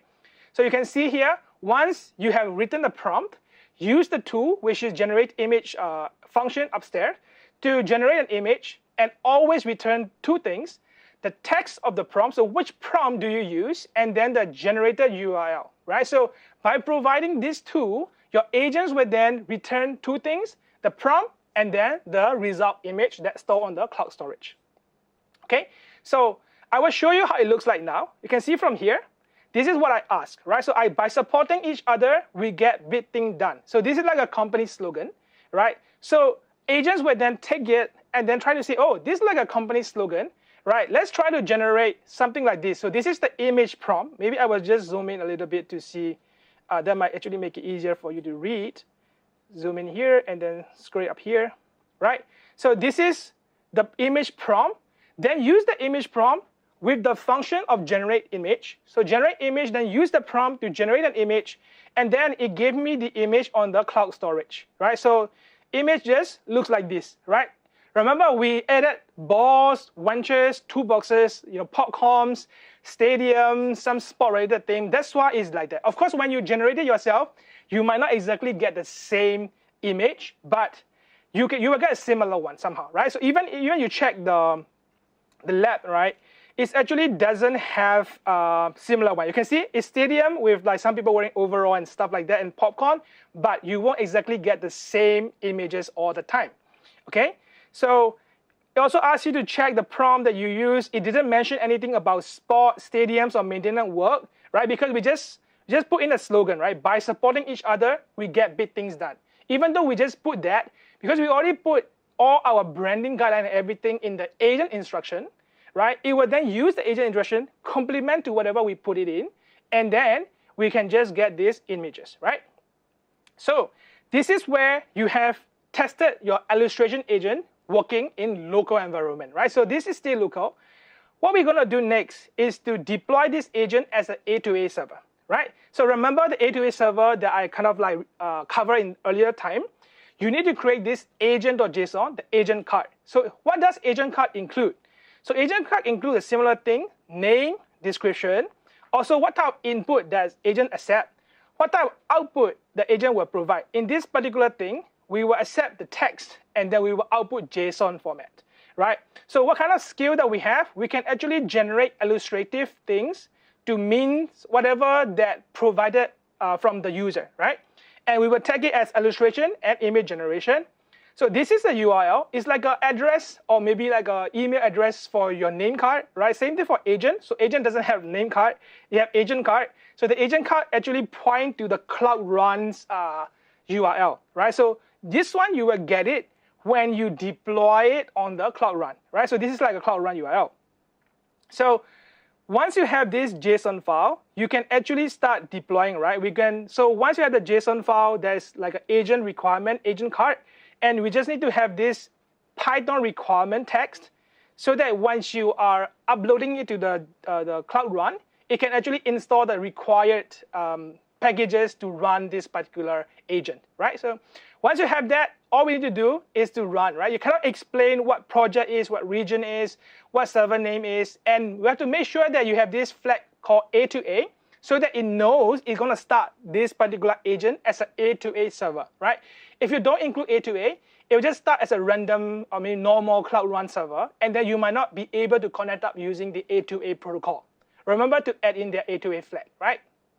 So you can see from here, this is the complete code of ADK, run deploy, and then the project. So this one is your project ID that you receive from here, right? If you're trying by yourself with your own particular account, maybe your work account, student account, your personal account, the project will be different. And then the region, you can set on the region that you want to do as well, right? Once you have the service name, so this is where you will see the service name, actually reflect on the service name that you kind of type it over here, right? So illustration agent, then you will get reflected by this one as well, right? Then you just, so this is actually the folder name that you want to run to, right? So this is the folder name that you can see from here. Let me show you. So this folder name, right? So if you want to deploy, let's say, slide content agent, you need to put in slide content agent as the folder name over here, right? It will then package the whole file, send it to Cloud Run, host it at the A2A server, okay? So once you have this already, you cannot have like, okay, it might take maybe 5 to 10 minutes depending on how fast the thing, right? It also gonna ask you something, right? So when you run it, it will actually say, hey, do you want this to accept authenticated or non-authenticated requests? Because we are just testing here and this environment is temporary, we can just say yes for that. And if you are going for production, you need to say no, and then you need to configure the authentication part yourself, right? Remember, security is important, right? So once you have everything set up, you will say, hey, your A2A server is ready. Here's the link that you can access, right? So once you have this accept, you can actually check whether the agent A2A server is correctly hosted, okay? Once it's hosted already, what you need to do is, now our illustration agent at this point is hosted on the Cloud Run, right? And what we need to do is to use another agent to call the agent that is hosted on the cloud by providing instruction and then receiving that JSON, which is also the link, the image prompt, and then also the link of the result image, right? So to do that, we have to have the agent card, right? So how do you know, or how do you contact someone you met at the networking event? You need to have their name card, right? Maybe your LinkedIn profile or social media or maybe phone number, right? Some way or another, you need to have their information before you can talk to them, right? So this is where we need to create the exact same copy of agent card, right? So it's actually copying this thing called illustration agent into like a name card itself, right? So this particular JSON file is residing on the cloud already, right? So, but we have the copy locally because we are building things by ourselves, right? So just assuming maybe this particular JSON file is owned by another department, right? Maybe your IT department. Then it transfers it to you. Then you can use it as a way for you to communicate, right? Because this is where it gives you what the URL, what the functionalities, and what's the name, who owns it, and so on, right? So then what we need to do now here is to edit the agent.py from the slide content agent. So once you have that, right, you can see the difference between illustration agent initializing from the first code and the second code is this remote A2A agent package, right? So I will actually tell you how it looks like, right? So for the agent itself, we can just use the LMM agent or the agent package. But if you are talking about slide content agent, because we are calling it to the cloud, you need to identify as remote A2A agent. It's no longer agent, right? If you just use agent, it's going to be local. If you use remote A2A agent, it will be calling to the remote. And of course, you have to provide the agent card, right? So this agent card is what we copy, is the exact same card or exact same JSON file that we uploaded to the Cloud Run, okay? Just remember that. Okay, once you have this agent already, what they say is you also have to put this agent, the remote A2A agent, as your sub-agent so that this particular slide creation content agent can delegate the task of generating illustration to the illustration agent. I hope that makes sense, right? So once I have this agent, illustration agent initialized it, right? I can just pass in as a sub-agent over here, and then I will just run it, right? So once I have run this thing, what's going to happen is I say, okay, create a content slide for our job, excellent job training, right? So the first step, it will say, hey, I received this request. What I can do is I can create the headline, I can create the body, but I do not have a capability to create image, right? So I will like, okay, I will check whether any of the sub-agents can actually create image, right? Illustration images. So remember, the agent card that we have is actually have this scale portion. It actually tells you that it can do image generation and illustration, right? So this one will be taken into consideration when the agent deciding which tools or which agent to delegate to, right? So from here, you're like, oh, I actually have a sub-agent that I can delegate to, that it will actually use this transfer agent function, that is transfer the agent. So once the agent is, the control is being transferred into illustration agent will take in the input prompt, right? And then generate the image prompt, then generate the image itself, okay? So this image results looks like that. Okay, this is like on-job training, illustration, similar things. But that's kind of the gist of it, right? So, so now let's say another department or another person wants to come in and then, hey, I want to also do something similar, right? Maybe I want to create it for my video or maybe my social media post. Then I can create something like a social media agent, use remote A2A agents using the same agent card to connect to the illustration agent and then generate illustration for them, right? So that's pretty much it, right? So you can get started and then you can actually check whether this particular thing's working for you. There might be a time where you see something like, oh, your resources are run out, you don't have the quota to run things, blah, blah, blah. Just wait for a few minutes and try it again. And what can you also do to improve your chances? I will give you a tip, right? So let's go to this environment file that you will be creating as part of the lab, right? You can actually change the location. So these particular things for the slide content agent, I'm using a global location, but for the illustration agent from here, environment, I'm using US Central 1, right? So if you kind of switch the region a little bit, it's easier for you to get a little bit more quota, right? Of course, not everyone changes the same thing, right? You can always go and find out which region is closer to you, blah, blah, blah, and you can change it, right? Some people also change something flash to like flash light, for example. Different model, different quota, you can try it out, right? So just play around and see whether that actually help you resolve some of the issues that you have, right? So don't have to just like keep, getting pissed off at this. Try to be creative and play around with it to understand, and also try to get some workaround to make sure it works, right? And for some reason you don't want to do that, just wait for a few minutes and try again. It should be good, okay? Yeah, so I think that's pretty much what's happening, and you can kind of get a similar output, right? You won't get exact same image, but you still can get something similar. And once you have done it, check for the progress, and you'll be good to go, right? So this is the end of the lab for this one. If you have any problems, you can always click here to get the help center, email support, chat support, and so on as well. Right. Not only that, we also have the the Gather platform has some other ways to comments, and you can also get a help from there as well. Okay, so some summary. Remember, we cover a couple of things. What's agent? What's A2A? How do you use A2A? What kind of use cases you can have? How do you how do you host your A2A server on Cloud Runs? And how do you use agent card to communicate between two agents that is developed by maybe a separate entities and all together? And a few things to recap is, if you complete all 4 labs in the classroom before 13 February, that's like a few weeks from now, right? You will receive a special Credly badge, right? So this one you can show it to your LinkedIn, your friends, and so on. So, but whenever you finish it, don't just leave the lab open, right? So once you finish all the instructions, make sure to click lab so that you can ensure it. And also check this one.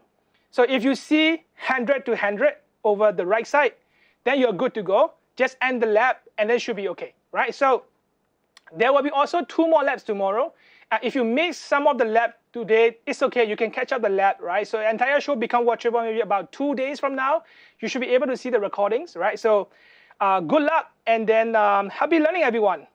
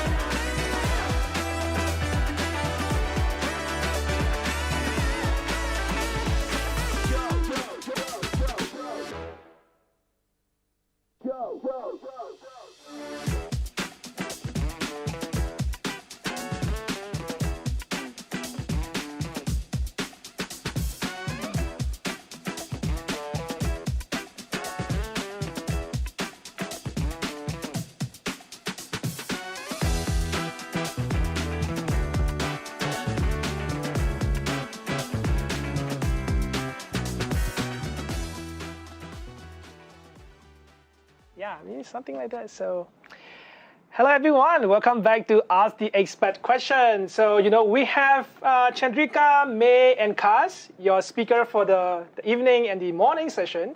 We have some great question that asked by the audience. We're going to go through them one by one, right? So, first question is to you, Chandrika, is that does ADK force me to use the same model all the time? So absolutely we can mix model. It doesn't force you to do, use only one model. So in ADK, if you see, every agent is an independent object. So for example, you can configure your top level router agent to use a Gemini Flash model.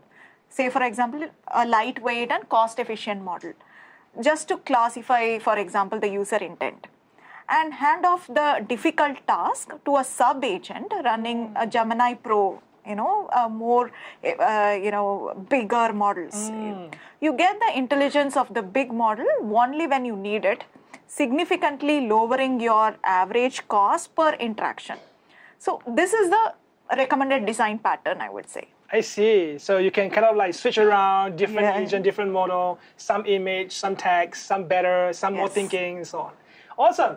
So the next question we have is for May, actually. Me. So there's a lot of question about live chat, is about CX Agent Studio release date. So can you tell us more about when it will come into GA? Yes, I've been getting this question not only today, but from other colleagues and our customers. So while CX Agent Studio is not generally available, it hasn't GA'd yet. But Google Cloud recently announced this same product, CX Agent Studio and Gemini Enterprise for CX, just a couple of weeks ago at NRF 2026. So I'd say there are some exciting updates coming soon, so please stay tuned. That's all I can say now. Yeah, stay tuned at the blog post and announcement and so on. Right, so the next question is, targeted to Kaz, right? So you cover vector search and so on. So what's the difference between Vertex AI search and Vertex AI vector search? Yeah, this is the one of the frequently asked questions and everybody is confused. So I've talked about the vector search today, and that is originally intended for the data scientists and machine learning engineers.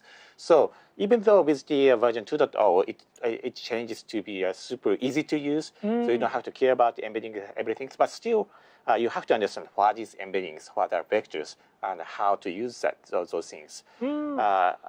Whereas the Vertex AI search is another product that has everything inside the product, but the user don't have to understand the details of the embeddings or vectors and everything. Right. It's all encapsulated, packaged. So all you have to do is just upload your PDF files or CSV file on the cloud storage and let the product building the index automatically. So that's the difference. I see. So am I right to say that Vertex AI vector search is more managed solution for the user? Yeah. Oh, that's interesting. All right. So now we actually have questions from Iman to Chandrika. Okay. So the question is, are custom agents in ADK private, and can it be based on proprietary information that is securely across GCP environment?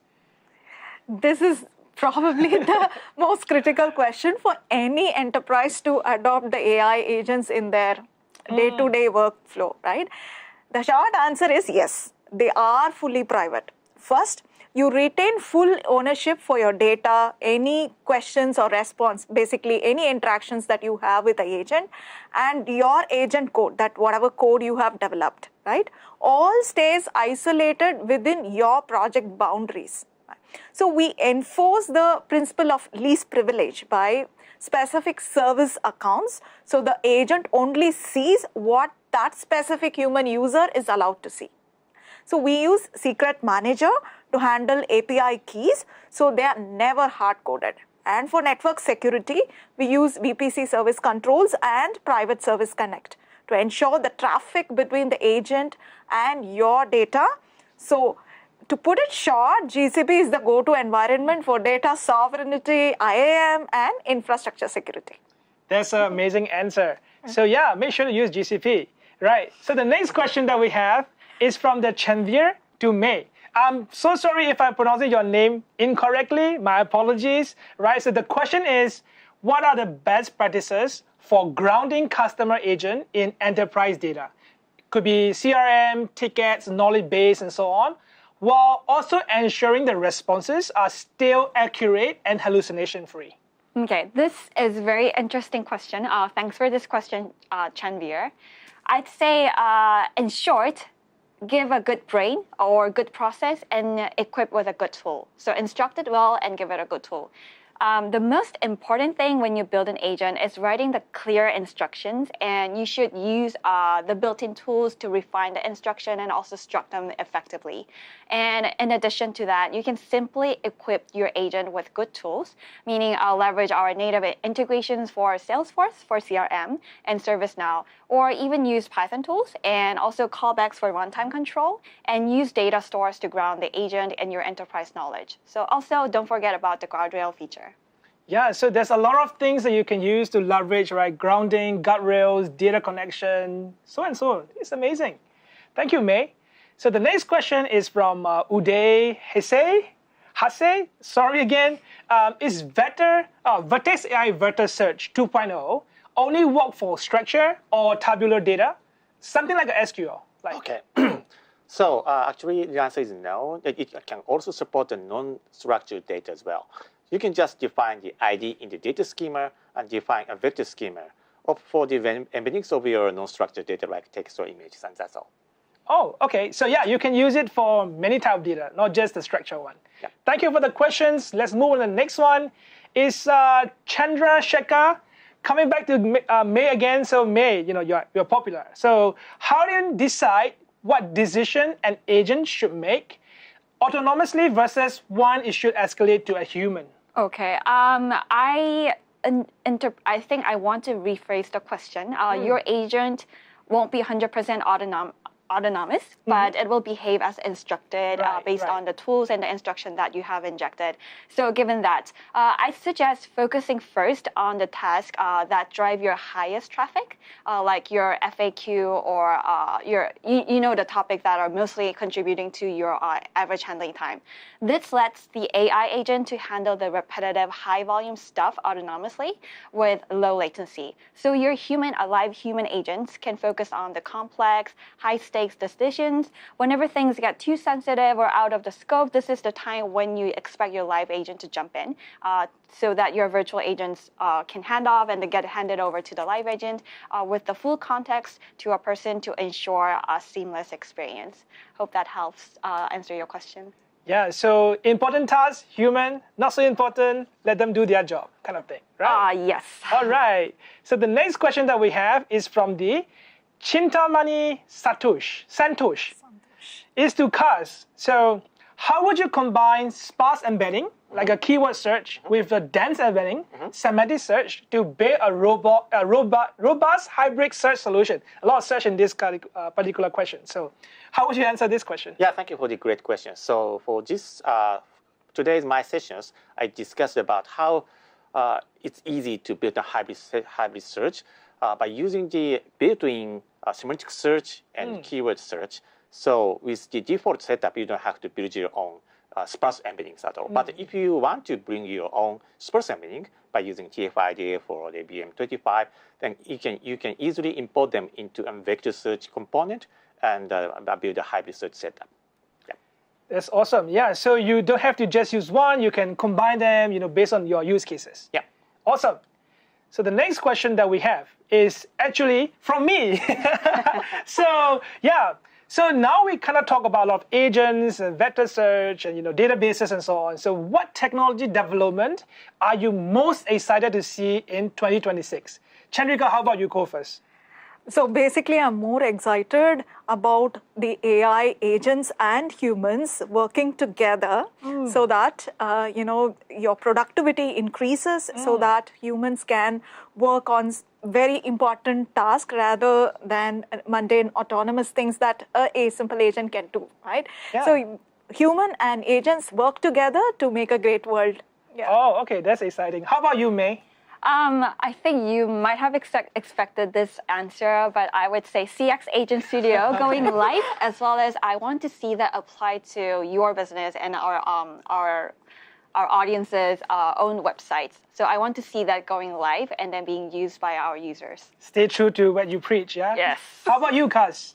Yes, so today I discussed about how to build a basic foundation for the agentic RAG by combining ADK with the Vector Search 2.0. So I'm so excited to extend more about the advanced the agentic RAG by adding a more sophisticated query generation, or the adding more the workflow management. So those are the most exciting topics for me. So I'm eager to write more blog posts and sample code this quarter or maybe next quarter. Yeah, so make sure to follow Kaz for the latest and greatest blogs that are coming on his Twitter and other things. So for me personally, I just want a robot to help me do my house chore, like cooking, cleaning, washing stuff. Yeah, I want that too. Let's see whether that actually came into the picture in 2026, right? So that's kind of all the questions that I have. Thank you so much, everyone, Chandrika, May, and Kaz, for being here after you have delivered your session already. But we always welcome all the questions, right? If you want to ask, or if you want to be selected in this kind of, Ask the Expert session, make sure to put Ask the Expert before you ask the question so that we know that you're asking the expert.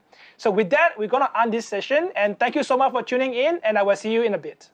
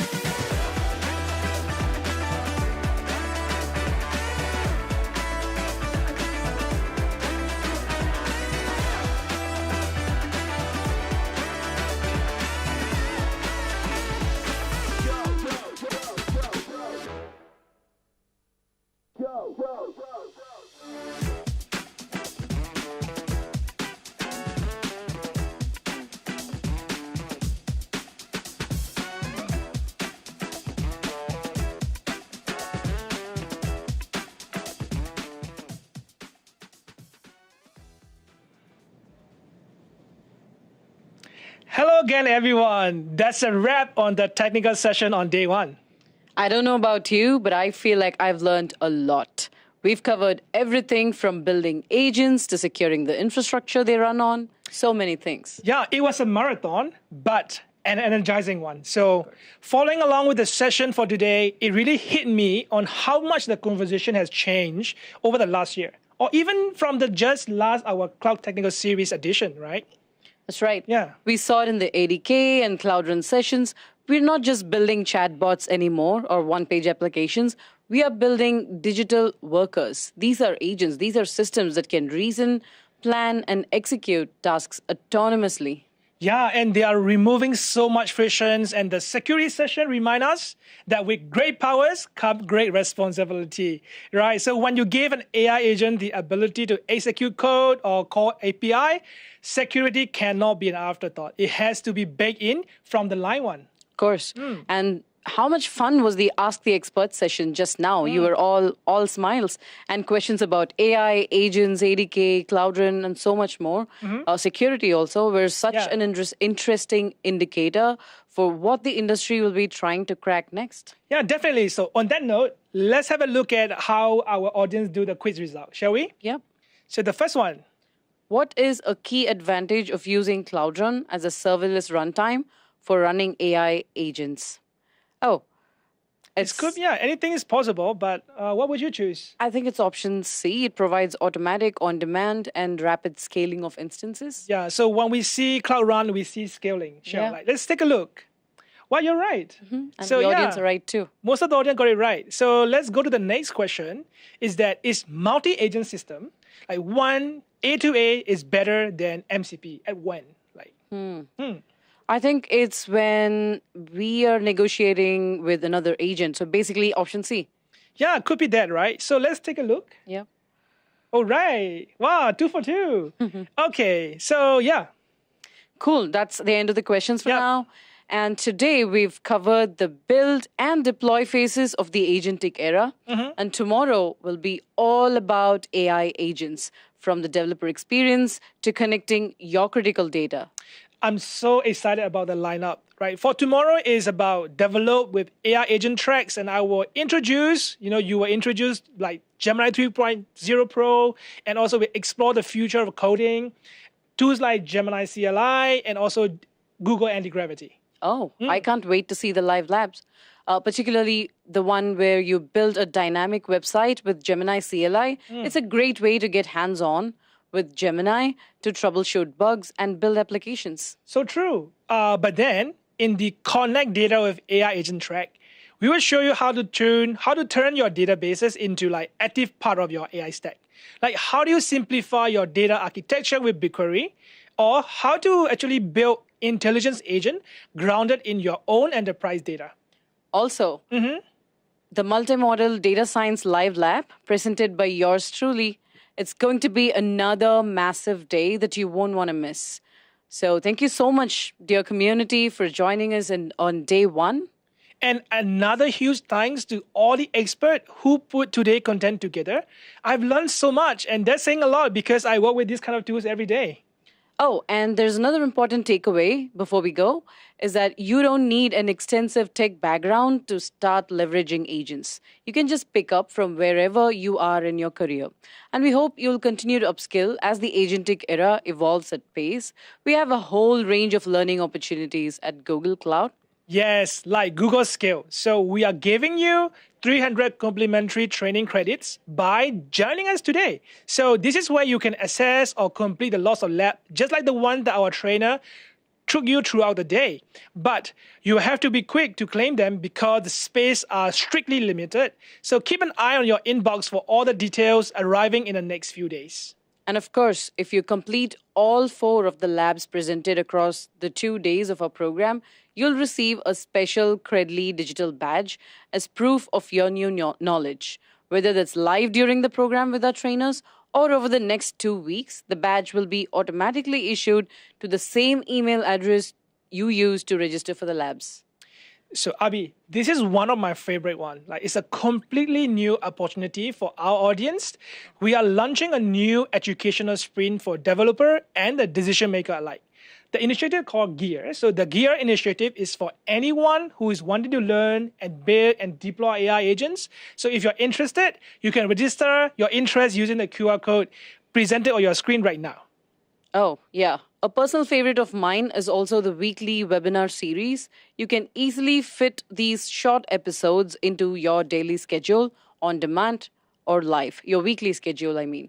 If anything sounds like it'll hit the mark for you, all of these opportunities and learning pathways are in the resources tab for you here in this platform. And Remember, if you have joined 5 or more of our session today, or you plan to do it by tomorrow, you will also earn a Google Cloud Digital Badge. So each Cloud Technical Series has its own edition, so you can collect them all and then display them on your LinkedIn, right? And look out for an email from our partner, Credible, in the next few weeks of the show so that you can receive an access link to claim your Onboard Edition badge.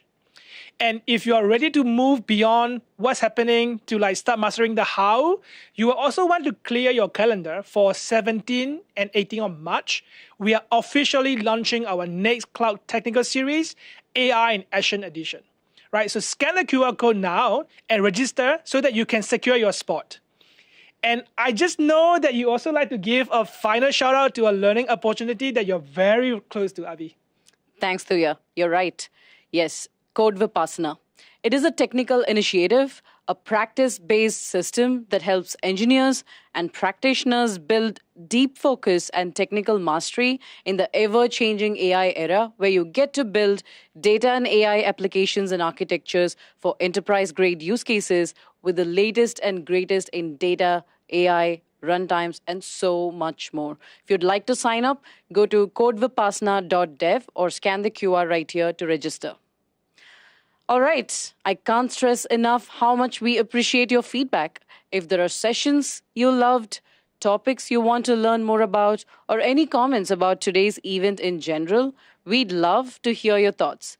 You'll see our feedback survey up on the right-hand side of your screen right now. Please take a few minutes to fill it out. It's quick and easy and goes a long way for our team. We hope you really enjoyed today. Even you get exhausted from learning so many things, right? So now is the time to rest up, and we'll see you back here tomorrow. Thank you so much for tuning in today from all corners of the world. See you in the morning, Singapore time, 11:15 a.m. sharp tomorrow. Yeah, thank you, everyone. Have a wonderful evening. Bye-bye.